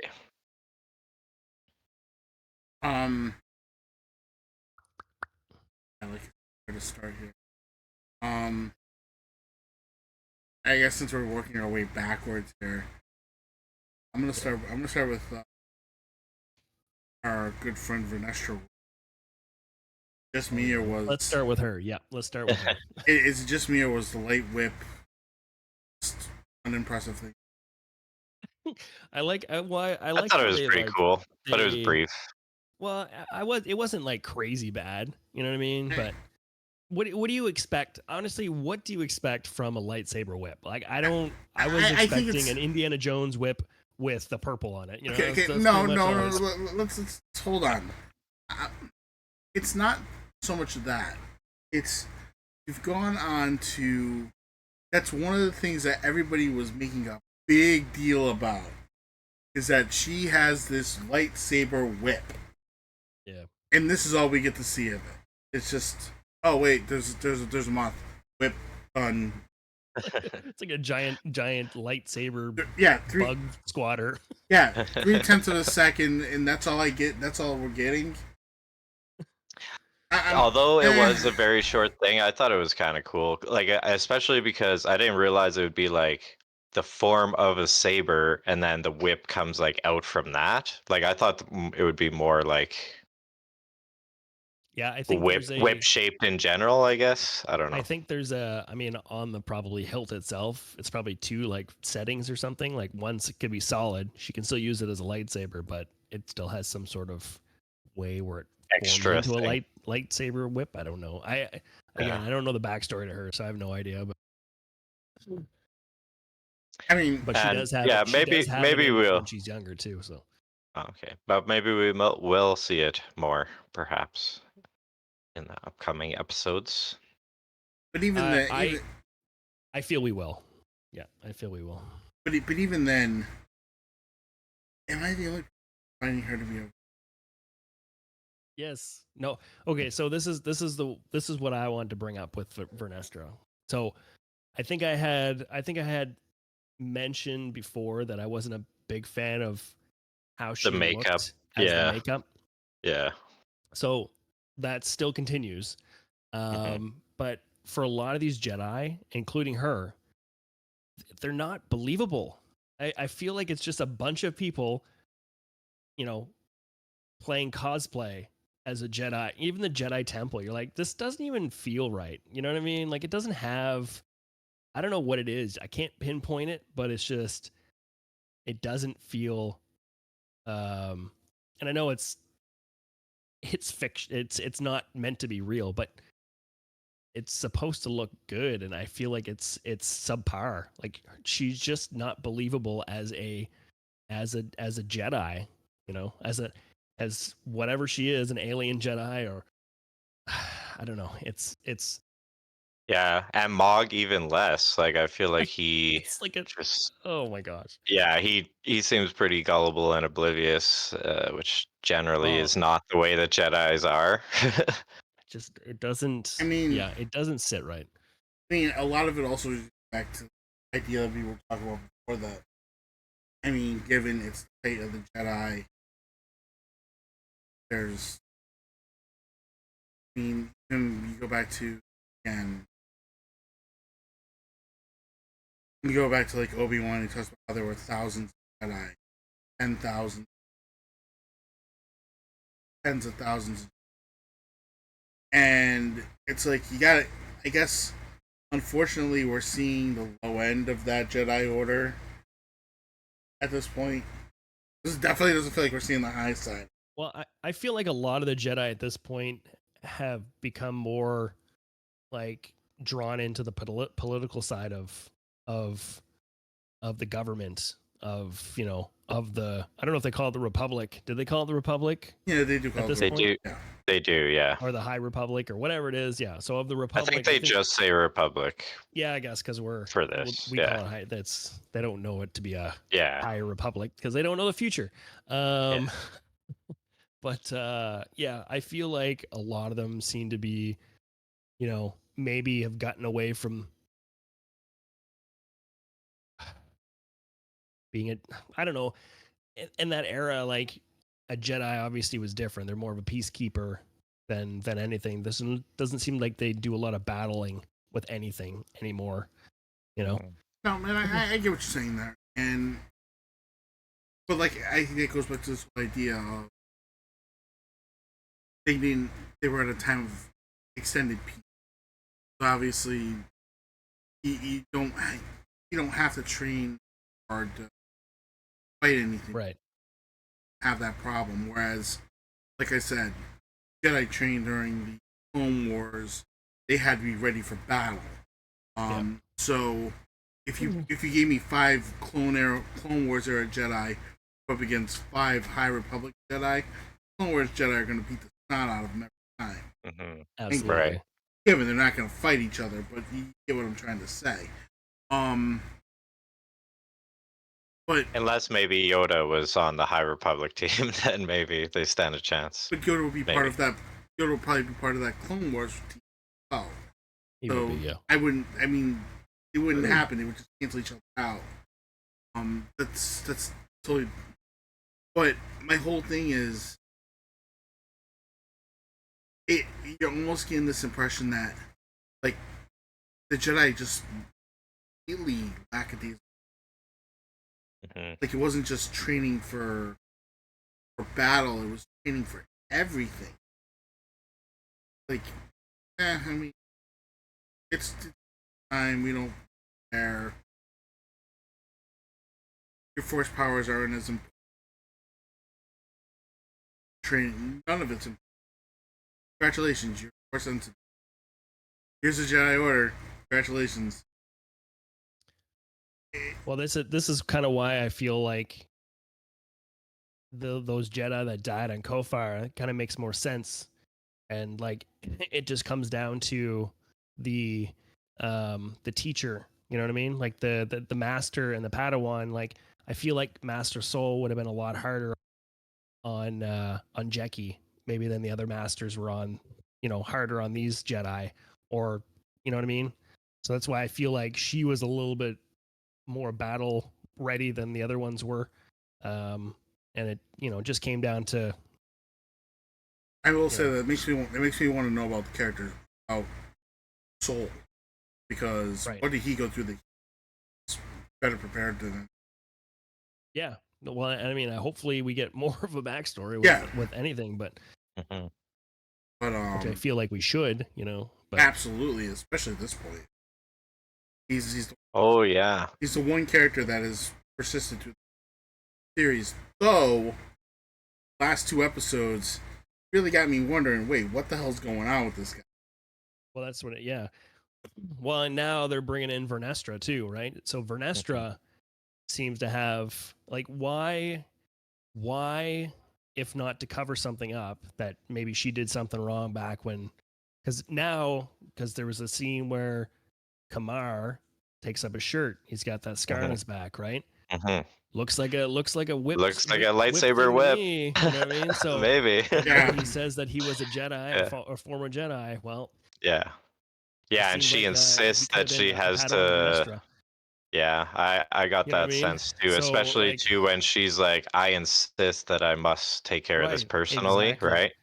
Yeah. So, and then when you can definitely tell, I feel like you could definitely tell when they arrived on the scene of all the Jedi that were dead. I feel like she felt that it was him, that she knew it was him that did it. And that's why she's taken this step to kind of like cover it up from the Jedi Council, because she's like, well, this is one of mine that fell, and she doesn't want them to know about it and all that stuff. So Yeah, I kind of got that sense interesting. from that as well. Yeah. That's what I get from it, anyways. Yeah. So Yeah. Some of the things I'm trying to think of. I do like how suddenly the interference when when he was trying to contact the Jedi beasts were suddenly, it wasn't like I have a clear transmission. I can tell you my whole told. I can tell you it was suspected Sith that was doing this. Um, since most of that transmission couldn't get through, it felt like that something would be wrong. right. Yeah. Yeah, I thought it was kind of like, it's one of those frustrating movie moments when they pull out of there right as the Jedi ship is arriving. I'm like, 2 seconds Yeah, later, it's two typical. seconds. No, it's a Yeah, typical it scenario. is typical. Yeah, it But did feel very but that's another classic. but that's another thing. That's the moment where Soul finally figures out in his mind that this is not Osha. Yeah, that was another thing that was How much very time has frustrating. passed? Like how much he was like confused and like battling his confusion and stuff. It's like, come on, get it together, dude. It's like Like, it's like what kind of it's it's like confusion to me. It's like battle scarring. It's like what just happened that you're this disoriented from what just happened. Yeah, I get you got stunned. yeah. You shouldn't have been. You're a Jedi. You're a Jedi master. Number Yeah, one, he's number all one, like Han Solo after being trapped in carbonite. yeah. Number one, you shouldn't have been stunned to begin with. I mean, you should have been. I'm not gonna go so far as to say you take a stumble. I'm not gonna go there, but you're gonna tell me that you were able to get up and you were so disoriented from it as a Jedi master for that long. Something ain't right. I think there's a few things playing with him right now, right? Like, Yeah. I'm not gonna Well, like blame it totally on he's his also saying emotions, like, how did but I not sense that Khmer was the stranger or whatever? Like okay, he well, says this is that, another right? thing too. Like, I feel obviously Qimir would have been around, while Saul was younger, I would imagine, because of Well, no, Vernestra. they talk to him in the shop, No, like I know that Saul too. and the I know yeah, that yeah, too. I know that too. yeah. But I feel like there's still another you know layer of onion here where it's gonna peel off that he knows him from back in the day. And Yeah, it could be. obviously, like when he says, or when Qimir says that he was a Jedi, and he says a long time ago, and you're like, well, how old are you, bud? Like, you look like Yeah. you're 35, like, you know? Yeah. 25 even. Yeah. So, you Maybe. know, I mean, he definitely could still be a Padawan. He could have been like in his teens, you know, in his early 20s, whatever. And, Yeah. you know, from 20 to 35 or something, whatever it is, it's still 15 years. So that's a long time, I guess. But I mean, Saul was around, obviously, when he would have been in the Jedi Order, I would imagine, right? So Most likely. there seems to be like, there still seems to be some sort of connection. And I feel like we're going to see that in the next couple episodes with flashbacks and stuff. Cause I think we're going to see heavy flashbacks for the next episode. There's got to be something, like, you know, Yeah. I really don't want to see it in the last episode, to be honest. I'd rather see it in the next episode and then Yeah, me play too. out. Unless it's just partial, like Elder was saying, like not a full flashback episode, just a piece of the episode being flashback. I could Yeah. see I'm really hoping something that's like what we end up with. I mean, we can't. Mhm. Another full flashback. Yeah. Or Even the first one, I was like, is it really going to be this whole episode? Like, or when the twins were, so 16 years before, Mhm. when Saul took Osha, or, you know, Mhm. when that whole thing happened, Mhm. Qimir was there, and something had happened before they went there or whatever. Like, there's like, Qimir has got to be there at where the witches are on Brendock,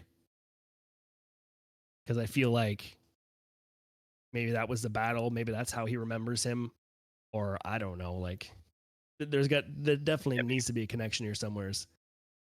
Hopefully we see it, but yeah, I don't know. Just kind of, if he was younger, he'd be like 15 years, 16 years, you know, a long time ago, yada yada. That could be it too. I don't know. Or still, one thing that I'm gonna, I, I really didn't like about this because almost you can almost sense it, or almost sense it by the series going to happen. You're already getting this impression that both of these twins are going to. Yeah. And it seems like it's gonna be super quick too, right? Yeah. just like that.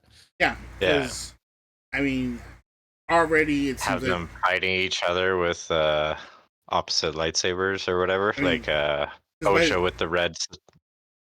Because by the end of that episode, it already looked like it already sounded like Osha starting her trek down the dark side with the helmet on. Which, by the way, the breathing, stop that. Why did that have to happen? Yeah. Well, he was talking about how like the cortosis allows you to you know, shut out the outside and just everything. like pure focus on whatever. And if you were fully focused on yourself, you would hear yourself breathing in a very loud way. Like same if you go in a hyperbaric chamber, like you can hear your breath really loudly. But that we all know what that was. Yeah, they were trying to go for a Darth Vader vibe, but for Darth Vader, she's turning to the dark side right now, and that's exactly what they were going for. And I get a feeling, like I said, Soul's going to tell this story later with flashbacks next week, and instantly May's going to be a Jedi. and instantly she's going to be turned. Yeah, she does seem more like stronger with the Force, so you know it might be a easy transition for her. Because I always thought she didn't seem very dark at all, right? Like it goes along with what's been happening. Like she goes on Khofar and she's planned to go kill Kelnaka, and then all of a sudden she's like, "Nope, I'm not doing it." I changed my mind. I'm gonna turn myself in. And like And I then said, she talks to her sister again, and then she's like, "Oh, I'm gonna go on the ship and maybe kill Saul now." And like, make up your freaking mind. Like, what are you doing? and yet 45 minutes later, I'm a Jedi. Yeah, right. Yeah, we'll see it. Yeah, yeah. So, I mean, I don't know what else to throw. Because there's a lot more there that I think needs to be addressed. And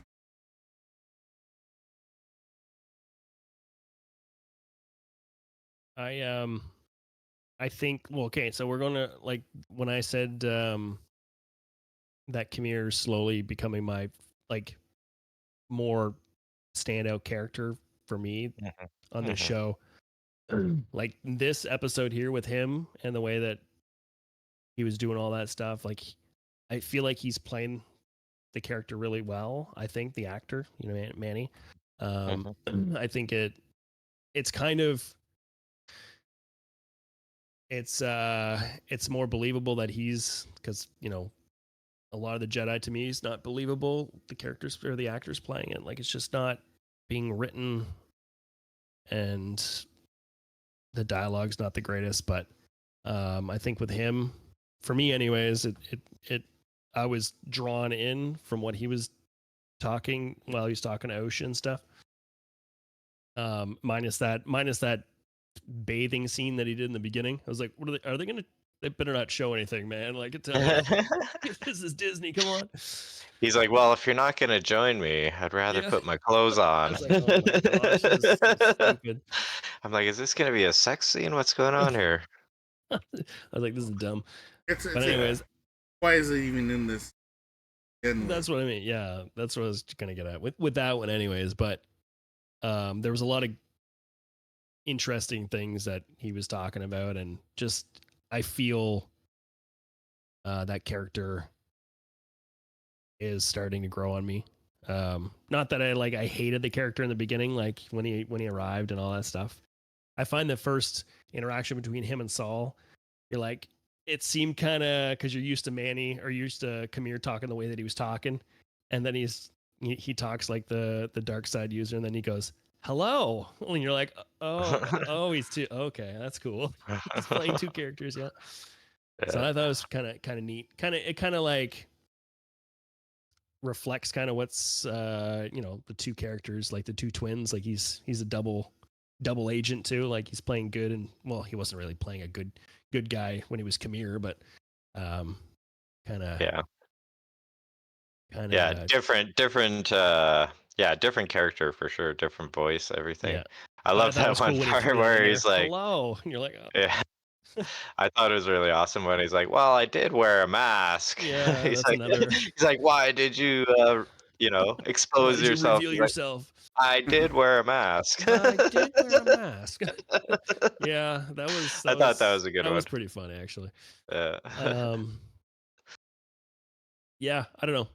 I'm liking the Qimir character. Like I want to see more where the story is going to go with this. Like I'm intrigued to see what the outcome will be with Saul's when he finally reveals what happened, and everything else that's going on. Like because you guys know about the is he a Sith, or is he, because there's been a lot of rumor of that he's that he's a Ren, right? He's the first Ren. That's what a lot of people were talking about too. They resembled him to the the comic book and stuff, where he had the gauntlet and the helmet and the same thing, the lightsaber, right? So and I know, yeah, there's probably people saying that he's not, but I mean, there's a huge resemblance. So I'm kind of curious to see how that's going to play out. Mm-hmm. Yeah, it definitely leaves us with a lot of questions where it's going. And in episode 5, they did say that Kylo Ren's theme was played twice. Really? In that episode. Yeah. That I didn't know. Yeah. If I had noticed that, I feel like that does lean me towards that opinion. So that's what a lot of people are like. That's where a lot of people were going, like, Could he be the first Ren? Like, Mm. so If they're going that direction, then I guess that changes things a little bit.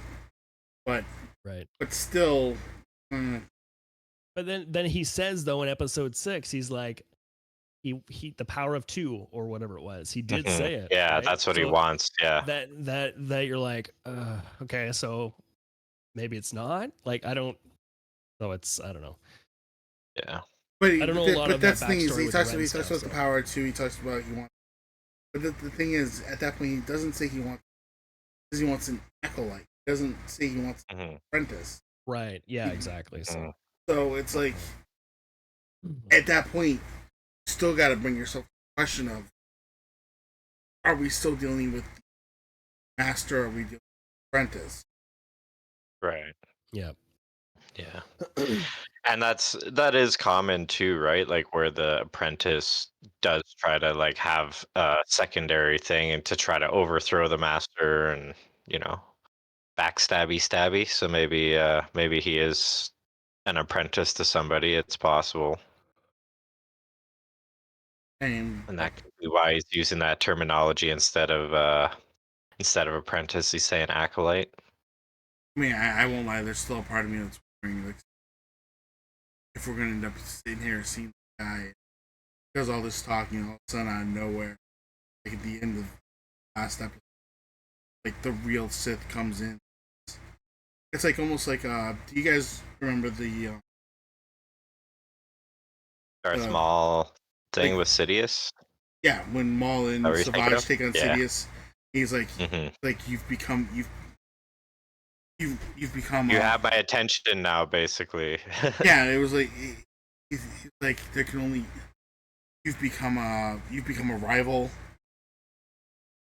and kind of almost in the sense of we can't have.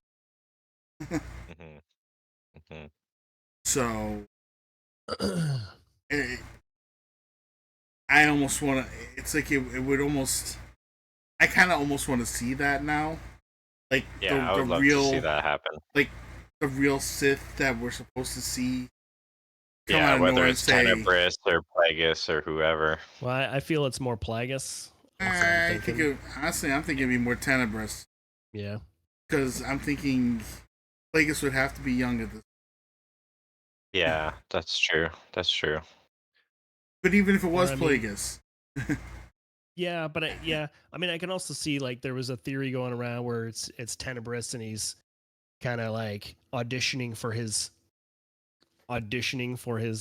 apprentice or whatever, and like Plagueis would be involved with all of this and whatnot. There was there was a so they call the planet that they're on the unknown planet. Just want I to bring remember this that. up.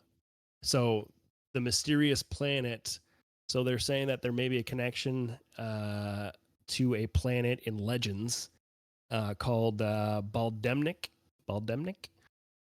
similar to its depiction in the Darth Plagueis novel.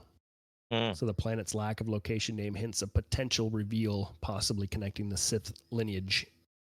So, because I know that one of the big things that Leslie Headland was like, she's bringing some of the legend stuff in, right? So it's possible that, I mean, obviously with the reveal of Cortosis, it kind of would be, it would kind of line up a little bit, right? So it would be a neat reveal, I think. But I'm gonna say because when I first looked at it, I'm looking around and I'm seeing what's there. I'm like, first thing that popped into my head was Octo. Yeah, that too. And I was like, there's a picture that they put next to that Octu and then the unknown planet. It's like almost similar. Yeah, and I'm sitting there looking. I'm like, wait a minute. Why would they be at a Jedi temple? This makes no sense. Yeah, right. But I mean, so because I mean, it did reveal like when she was looking at the helmet, like in the wall, in the like the stone wall, like there was cortosis in the wall, right? Yeah, it shows like a vein of it. He designed it or he built the helmet here on that planet or whatever, right? So, but how does he know about cortosis? Like he has to be there somehow you know, either he learned it through the Sith learnings or his master told him about it. I don't know. You know, I mean, there's so much that could connect here, like, you know, or they could do, right? Right. But yeah, similarly, like how you were saying that the Qimir, the stranger, he's kind of like growing on you as a character. Same, I feel the same. And me and Elder before we started, we're kind of talking about how Saul is kind of going the opposite way, where we were so impressed with him early, and now he's just like, "Oh, I'll tell you the story later. I'll tell you. Oh, I'm so confused." Like he's just like, Yeah. I don't know, kind of losing that, you know, that epic acting feel like he had earlier in the series. So hopefully he makes a Oh, turnaround, because yeah, right now I'm a bit disappointed in him in his role in this episode at least. but that's the thing. It's like I don't blame the actor. It's just where did you turn in this? There was some turn made here that just makes no sense in his character, and it's just like you went from a character that I kind of had an idea of where it was going. It made sense. Suddenly now some can't detect anybody, can't tell his own apprentice apart from her sister, even though Yeah. there's blatantly obvious ways to tell them apart. Yeah, face tattoo, arm Yeah. tattoo, for instance. It's like, and you're telling me now, it's it just doesn't make sense. Yeah. And even like notices the pip droid and like points at it when it's all red with like the red lights instead of the blue lights, and it's like maybe at that point he already did know and he was just kind of like saying that, but yeah, it's pretty blatantly obvious that something has changed with the pip droid, you know. Yeah. So I think though, I have a theory. It's once his hair got messed up, now he can't think clearly. Yeah. Because Yeah. after that one part of the battle, his hair's all frizzy and he's just like he's out to lunch, and from that point on. he needs to take the lightsaber to get his pose moment. That's what it is. Yeah, yeah, when he like has the lightsaber across the ground. Yeah, Yeah. yeah, it's true. It's true. From that point on, he's just brain dead. It's like I'm really hoping that he gives her as why all this has gone down. Makes sense. Yeah. Because that's another thing I've heard is people are talking about him potentially being the actual bad in this show. And people have Well, wondered, it does seem like they did something wrong on Brendok, whatever that may be. Him and Torben and Well, Telnaka. he's a part of it. He's got to be a part Yeah. of it on Brendok. Hmm. Qamir's got to be there. Something I don't know happened. about Qimir being a part of it. I feel like I'm he's not there. convinced on that part.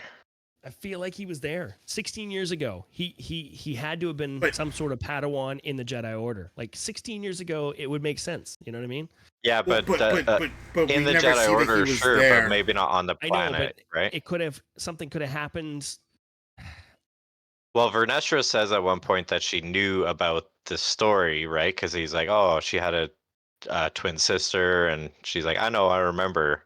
So she knows about it, but she wasn't there. If you know, She if wasn't there, Qimir is yeah. her apprentice or whatever, But she.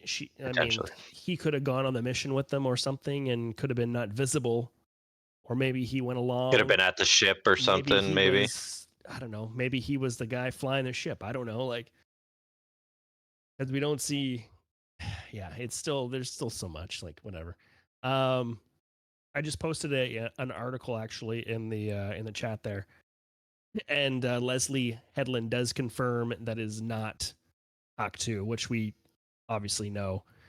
I mean, but there's a whole article in there saying that it seems like they're trying to, whereas Octu was the birthplace of the Jedi Order, that they're trying to say that this, you know, the what is it? what do they call it?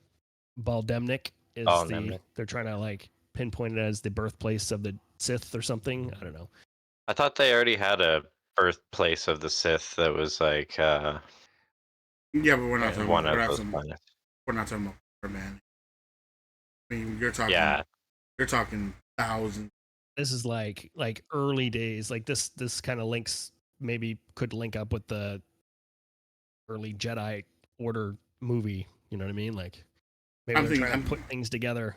I'm thinking this was just where they happen to be at that more than anything. the Sith, you mean? Yeah. Yeah, it could be. But it says that it's not Octu, but it doesn't say that it's not Hawktua. Sorry, I had to throw that in there. It just kept coming in my mind. Oh my goodness.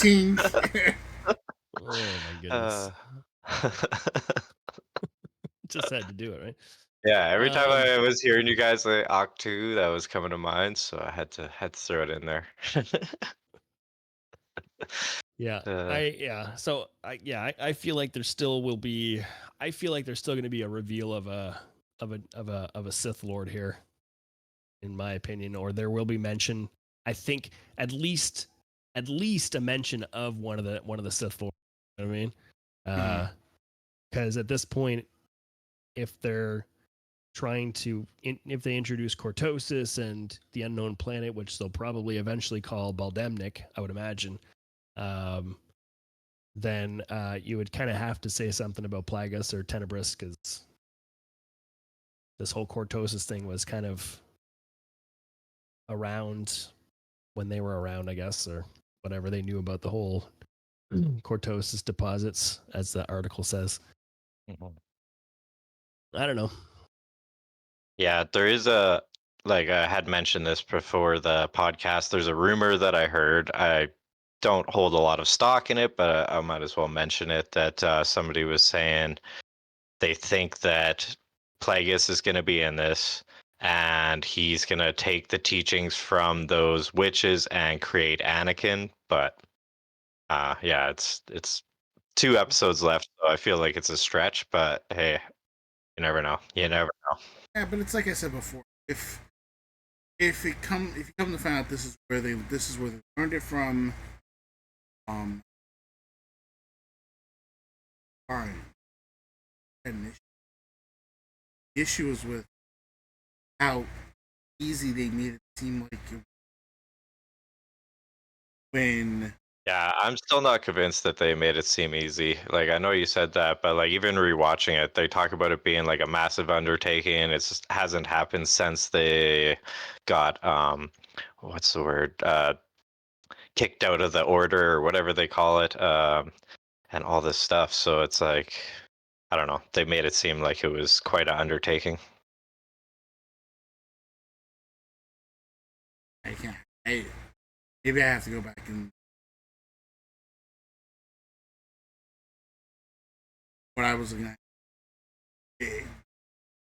It just seemed something like lost over. Like sounded so.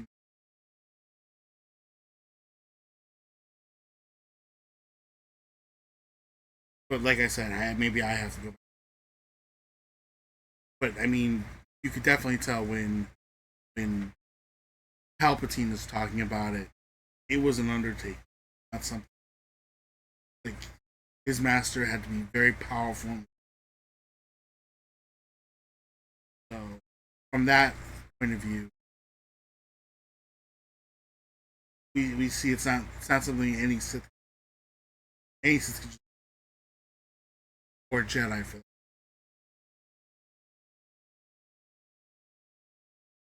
But I don't want to keep. Yeah.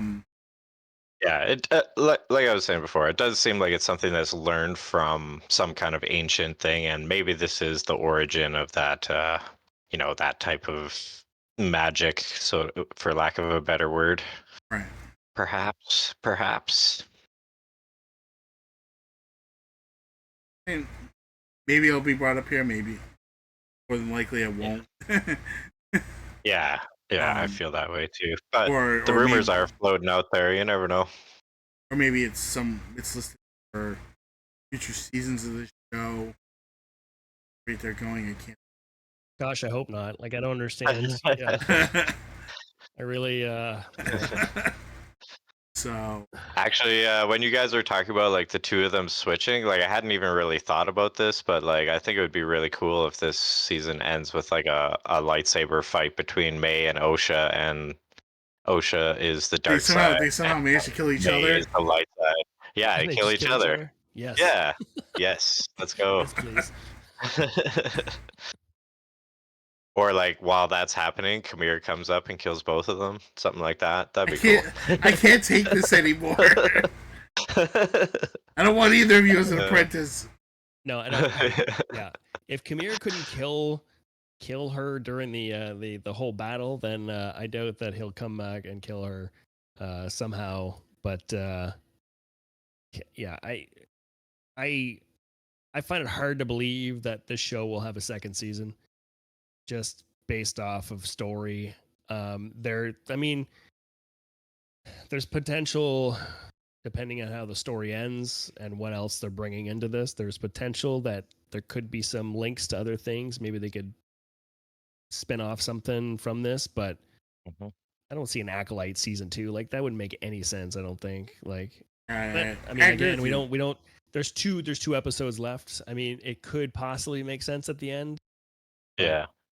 I don't know, Also, man. like the I got a title, The feeling. Acolyte, does seem like it's about this quest of Khimir's to find himself an acolyte. So, if by the end of it he has an acolyte, if there was a second season, it would have a different name, you would think. Or just by the end of the season, he's not able to find an Acolyte, and his master finds out what he was trying to do and then just kills him. Then you're just Yeah, like, okay, done. No yeah, season 2. yeah, Which way? What did we just go on for? That's what I mean. yeah. Well, the thing is, and the thing about this show is, it's supposed to be based around the twins, right? So it's like, obviously, in the title, it's got the two O's, and and they're trying to make it like good and bad twin, all this stuff, but Hmm. it's just not like, that's the one thing about this series that I'm just not invested in at all. Yeah, Don't care.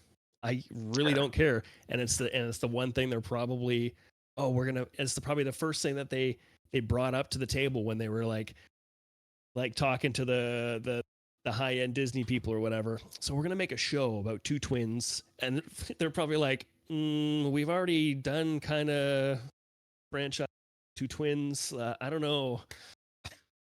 I I don't mean, know, man. I think at this point is how do I put it best?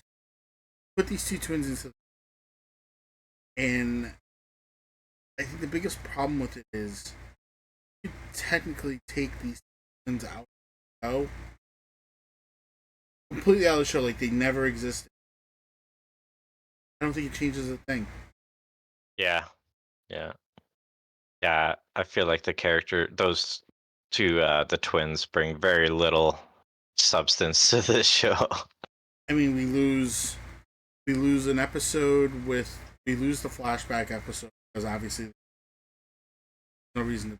Yeah, But yet you still have somebody hunting Jedi, which could just be Khmer himself, yeah, Khmer, yeah, and already it's just a more interesting story to me. yeah, yeah. Actually, I was just remembering something from episode 5, Night, um, that I thought was kind of weird too. During the fight battle, Khmer throws his lightsaber, right? It's like shows it passing like all these trees. It seems like it goes quite a far distance. Immediately followed by a shot where you see he's standing like 10 feet away from Saul, and the trees beside him are cut down. And it's like that's where he threw it, is like 10 feet in front of him, but it seemed like it was this scene where it's like going through the jungle and stuff, you Well, know? he floated in at that. No, but you see I'm the like what obviously kidding, the, Gary. I'm making this up The as I next go. shot though, it's like literally showing like the path of this lightsaber was like, yeah, very Yeah. short. Very short. I'm like, oh, okay. It's interesting. And they, for whatever reason, did keep making an effort to show those trees that were cut down. I don't know what the significance was of that, Just to show the power of a lightsaber, I guess.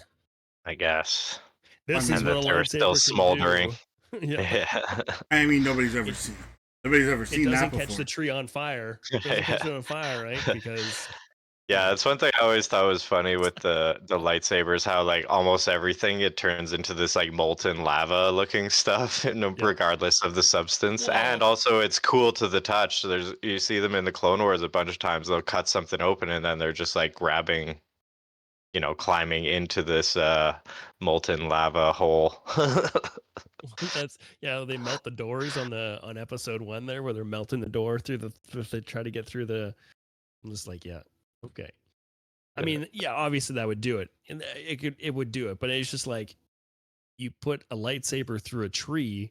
The tree is made out of wood. You think it just catch on fire, but it doesn't. Yeah. It turns So, somehow into like a molten lava, or not molten metal, I guess is a better word. anyways, we're just getting a little off Yeah. track here, but Sorry, I Eh, do that sometimes no, to get whatever. us off It's track. still Star Wars. I'll talk Yeah. about Star Wars. I don't care. But yeah, us get off track on something. I don't know. Nah, never. but I mean, like, the one thing I am interested to see if they do bring in and name this planet Baldemnik. I mean, I guess it would make sense. Like they're saying, and it's funny that this article that I just put in the chat there, it said the Headland has exceptional ability to dive into the deepest corners of Star Wars lore, find something interesting, and introduce it to a new generation of fans. I'm just like, Like Yadi Mundi. Anybody can dive into the lore and pick something out of like the legends. Like, why does it, Yeah. She's got exceptional ability to dive into the deepest corners of Star Wars lore. Anybody could if they had the friggin' the resources. Hello. Yeah. Yeah. I mean, it's not like she didn't sit there and say, "Hey," like she didn't go knock on Filoni's door that day and say, "Hey, what's this Cortosis stuff all?" Yeah, she probably did. What's this Cortosis? Yeah. Well, I mean, all of this legend stuff. I mean, obviously, this stuff would have to be approved, and I feel like this is kind of like Filoni's thing, bringing in these legend stuff. I mean, yes, she said that she grew up on the EU, the legend stuff. I don't buy that. However, what's that? I don't buy that. Yeah. Well, especially when they I'm ask sorry, her I what her just don't. favorite stuff is, and she just like can't even name anything. She's But an yeah, imposter. I just think like these are the cool things that I like that they're bringing in the legend stuff, as long as like they're Yeah. doing it well. And I feel like so far they're doing it well with most of the legend stuff that they're bringing into this show. Like granted, I didn't know what Cortosis was before. I didn't know about, like, I never got too Yeah. far into the legend stuff, right? But Yeah. when you're reading about it and you're like, okay, yeah, that it makes sense, Oh, it yeah. fits, right? There was also that Basil character. You had that article where that is apparently a species from Legends that appears in like the Han Solo book or something like that. Yeah, I think it's something like that. Something like that. So that's kind of interesting that we kind of, I don't know, missed that or didn't really notice that, but Well, it's just the interesting. Basil character. You're just like, whatever, it's doesn't seem to be, doesn't stick out, even though he's there. He's just following He people or around. they. Don't forget he or Whatever. they. I don't care. Uh, It. Right.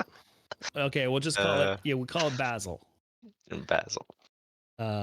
But yeah, the character is it feels like a forced character brought in for potential comedic relief a little bit. But And for Yord to say, "Oh, everybody learns all these other and for languages. I Yord, yeah. chose this one." Okay, cool. Making Yord sound even more dumb. Douchier. Yeah. I learned the language of trackers, Yeah. not binary, like everybody else. Trackers. I don't know. Just want to see what happens in the next episode. Yeah, I'm not sure 'Cause, what else to say about this. We can sit here and talk about this till our our faces turn blue, but until the whole series is over and we can do a full kind of recap of everything, see how it all fit in. I mean, obviously it doesn't feel like it's going in Yeah. a great Yeah, path, but you know how we're like kind of expecting to have some kind of more additional stuff to the story on Brendock, right? So just something I remembered when I was watching through again, I paused it when it shows all the witches being dead on the ground. Yep. Just to see if there was like visible signs of like a fight, and they specifically isn't. It just shows them like peacefully laying there, like no limbs missing, no burn marks or whatever visible. So Right. maybe maybe I don't know, it basically just may instead of giving me insight into what it might be, instead it just made me like, oh, It still disappointed you? still don't know what's going on. So yeah. That was no help. yeah. Going back and looking at that, yeah. Yeah. So yeah, but they are definitely all in one room, all the witches, and Anastasia is in the next room. So I don't know if that means anything, but might lead to some part of the story. Maybe Anastasia is fighting with the Jedi or something like that. Because it doesn't really show her very well. It shows the other ones just kind of peacefully all dead. But yeah, anyways. Like I said, Another tangent. that hopefully Tuesday we get tangible pictures that. That's about as far as I'm gonna. Other than that, I have not. Like I said, I think I feel like I'm being content. I do feel like at this point, like the Kiadi Mundi thing was the only thing that was really like, why? That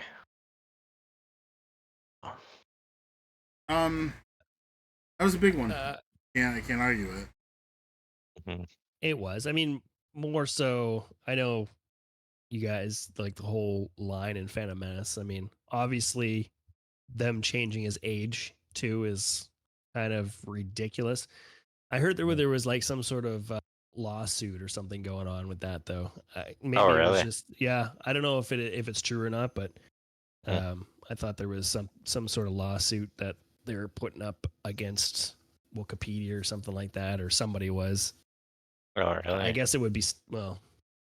Yeah, I don't know. Yeah. No. I get you. I just heard a rumor. I didn't look up or anything, but but yeah, that was silly. Oh. Anything else you guys want to bring up on this? Not really. Can we see more Jedi? Yeah, one more time. What'd you say? You got cut out there. Jedi Knight Trinity. Can we see more? Oh, yeah. Yeah, that'd be cool. That'd be nice. You never know. It's a possibility. I think we'll see her in the next the flashback episode. That's definitely possible. I don't know, because we're gonna have to figure out what happened, because apparently they all knew about it. Yeah, and Torben felt so bad about it that he had that oath of whatever they call it. Well, and Kelnaka totally became not a member of the Jedi Order anymore. He just went Yeah, into hiding. right, So right. So obviously something pretty major and dramatic happened, but Yeah, who knows? I don't know. hopefully we see Kelnaka swinging his lightsaber too. That'd be neat. I want to see it happen. I mean, they said that was basically taken out. Yeah, well, the battle, I guess, between him and May, you mean, or him and the Him And and the apparently, stranger yeah, in apparently him and Qimir were supposed to Khofar. fight. Qimir was supposed to Yeah. kill him, and yeah, but Yeah. yeah, that was taken out because they felt it didn't add. They felt it didn't add to the, which I think it would have added a lot. But Yeah, Oh, yeah. and like Yeah, we were right up. saying about that episode, it was full of like nonsense, so we would have appreciated something. uh, um, Oh yeah, I did figure out like why I thought there was multiple Wookiees. It's because of the way that it's filmed. It shows like he's sitting at the table, like whatever, with a bowl of something, and then the next shot after that shows him approaching the table. So I thought there was two of them. You know what I mean? Okay. And I like rewatching it, I'm like, oh, no wonder I was confused. It literally looks like he's walking up to a table with another Wookiee at it. Like, Mhm. but anyways. But that probably is part of the effect of them cutting out whatever battle or whatever was taking place in the original cuts or whatever. So, all right. I said I think that kind of covers everything with. oh yeah, the Um, bearish vow, that's what it's called, where Torben was meditating or whatever. The bearish vow. um, anything else you guys want to talk about as far as Star Wars or? Mm. Not really. I did want to mention last time I was going to say it, but we had a pretty busy episode and it went a little bit long, so I didn't say it. But not a Star Wars actor, but rest in peace to Donald Sutherland, legend, legendary actor, and so much different stuff. And we Fellow lost him Canadian. recently. Yeah, Canadian as well. But yeah, I just wanted to say rest in peace to that fellow, and yeah. We lost a legend that I would have loved to see him in a Star Wars role someday, but oh well. Could have been interesting. I mean, Yeah, I don't know. he was I too don't. busy playing President White, President Snow, whatever his name is. Yeah, Yeah, I don't know him as well, but I definitely know his son well. yeah. Who's done a Kiefer. lot of good stuff. So, Mhm. Yeah. okay. On that note, guys, I think we're gonna call this an episode, Yes, and sir. we'll be back in a couple weeks to wrap up the Acolyte. I would say, sadly, I think I would call this the dark times with us, because let's face fact. I mean, these haven't been our most positive episodes. It's unfortunate because I know we're a pretty positive group of guys when it comes to Star Wars. We like to talk to the good, and it's not a lot of good here. Yeah. That's the problem. Yeah, even shows that we've been pretty positive about. If you look at some of the other reviewers out there, they're just totally tearing on everything, like all the Bad Batch stuff, all that kind of stuff. A lot of people out there are giving a lot of negativity, and Well, we we're the way that we're we're tearing not on that. this one. People are But really tearing hard on this show, man.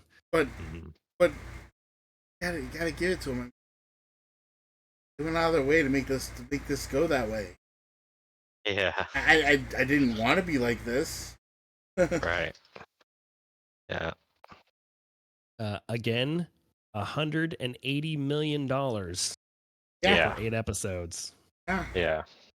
It's does wild. a lot. I mean, no other Star Wars show has gotten this budget, And It's more of a budget than like the Lord of the Rings films, so just put that into perspective.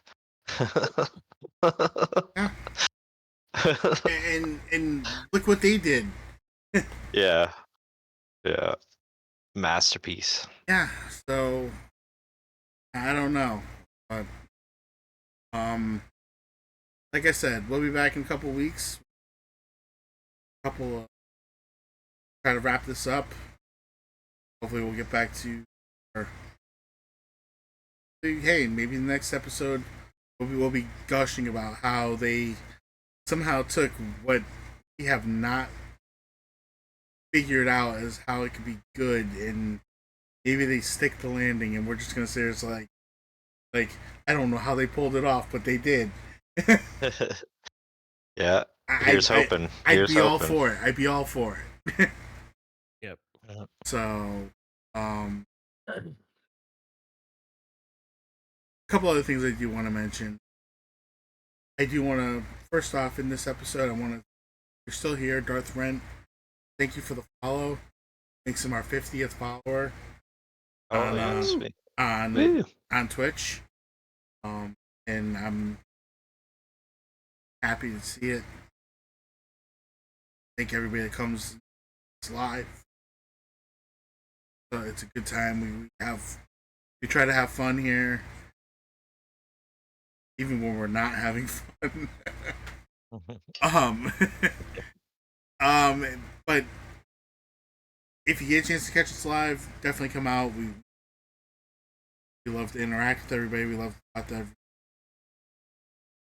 Definitely, again, haven't can't catch us there. Definitely catch us on Spotify, YouTube. Have We have our profile up on Twitter or X as you call it now, Instagram, and we don't really too much. We're slowly working our way to figuring everything out. Jump on our Discord server if you can. I know. Comcast posts those links every. Yeah. Yeah, Yeah. the Discord would be really cool to get some more people because right now it's just kind of like It's just not really a thing, but yeah, there's potential there if you guys want to come and talk about Star Wars, and we can make it into a great community if you guys are interested in talking about Star Wars. We want to hear it. Let's go. yeah. Who knows? Maybe we'll have some extra topics here on these shows, and we're always looking forward to having something here. Yeah, it just we look forward to dealing with everyone, talking with them. Hopefully having some great conversations, good times. That being said, thank you for coming out for another episode. Before I do that, Swampgrass, where can we find you, bud? So I'm on Twitch at twitch.tv/ Swampgrass420, doing Star Wars Galaxy of Heroes content most of the time, Monday to Friday, 6 to 9 Eastern approximately, and Marvel Strike Force on Monday, Tuesday, Wednesday as well after those streams. And yeah, that's where I am most of the time, so come on by there and hang out, guys. Let's go. All right, Andy Beads, where can we find you? Twitch.tv /Andy_Beads. And Thursday nights and Saturday mornings, I play Marvel Snap. So if you guys are into that card game, come and check it out. And I am Darth Aldor. Find me at twitch.tv /Darth_Aldor. Again, it's like Swampgrass, I play Galaxy of Heroes. Try to have some fun with another Star Wars game, and whenever a new Star Wars game comes out, we're going to try to get on there and play that as well. And Talk to you soon. That brings us to the end of this episode. Thank you all for listening, joining, whether you saw us live, heard us on Spotify. Always happy to see you. Always happy to have you here. And of course, be with you.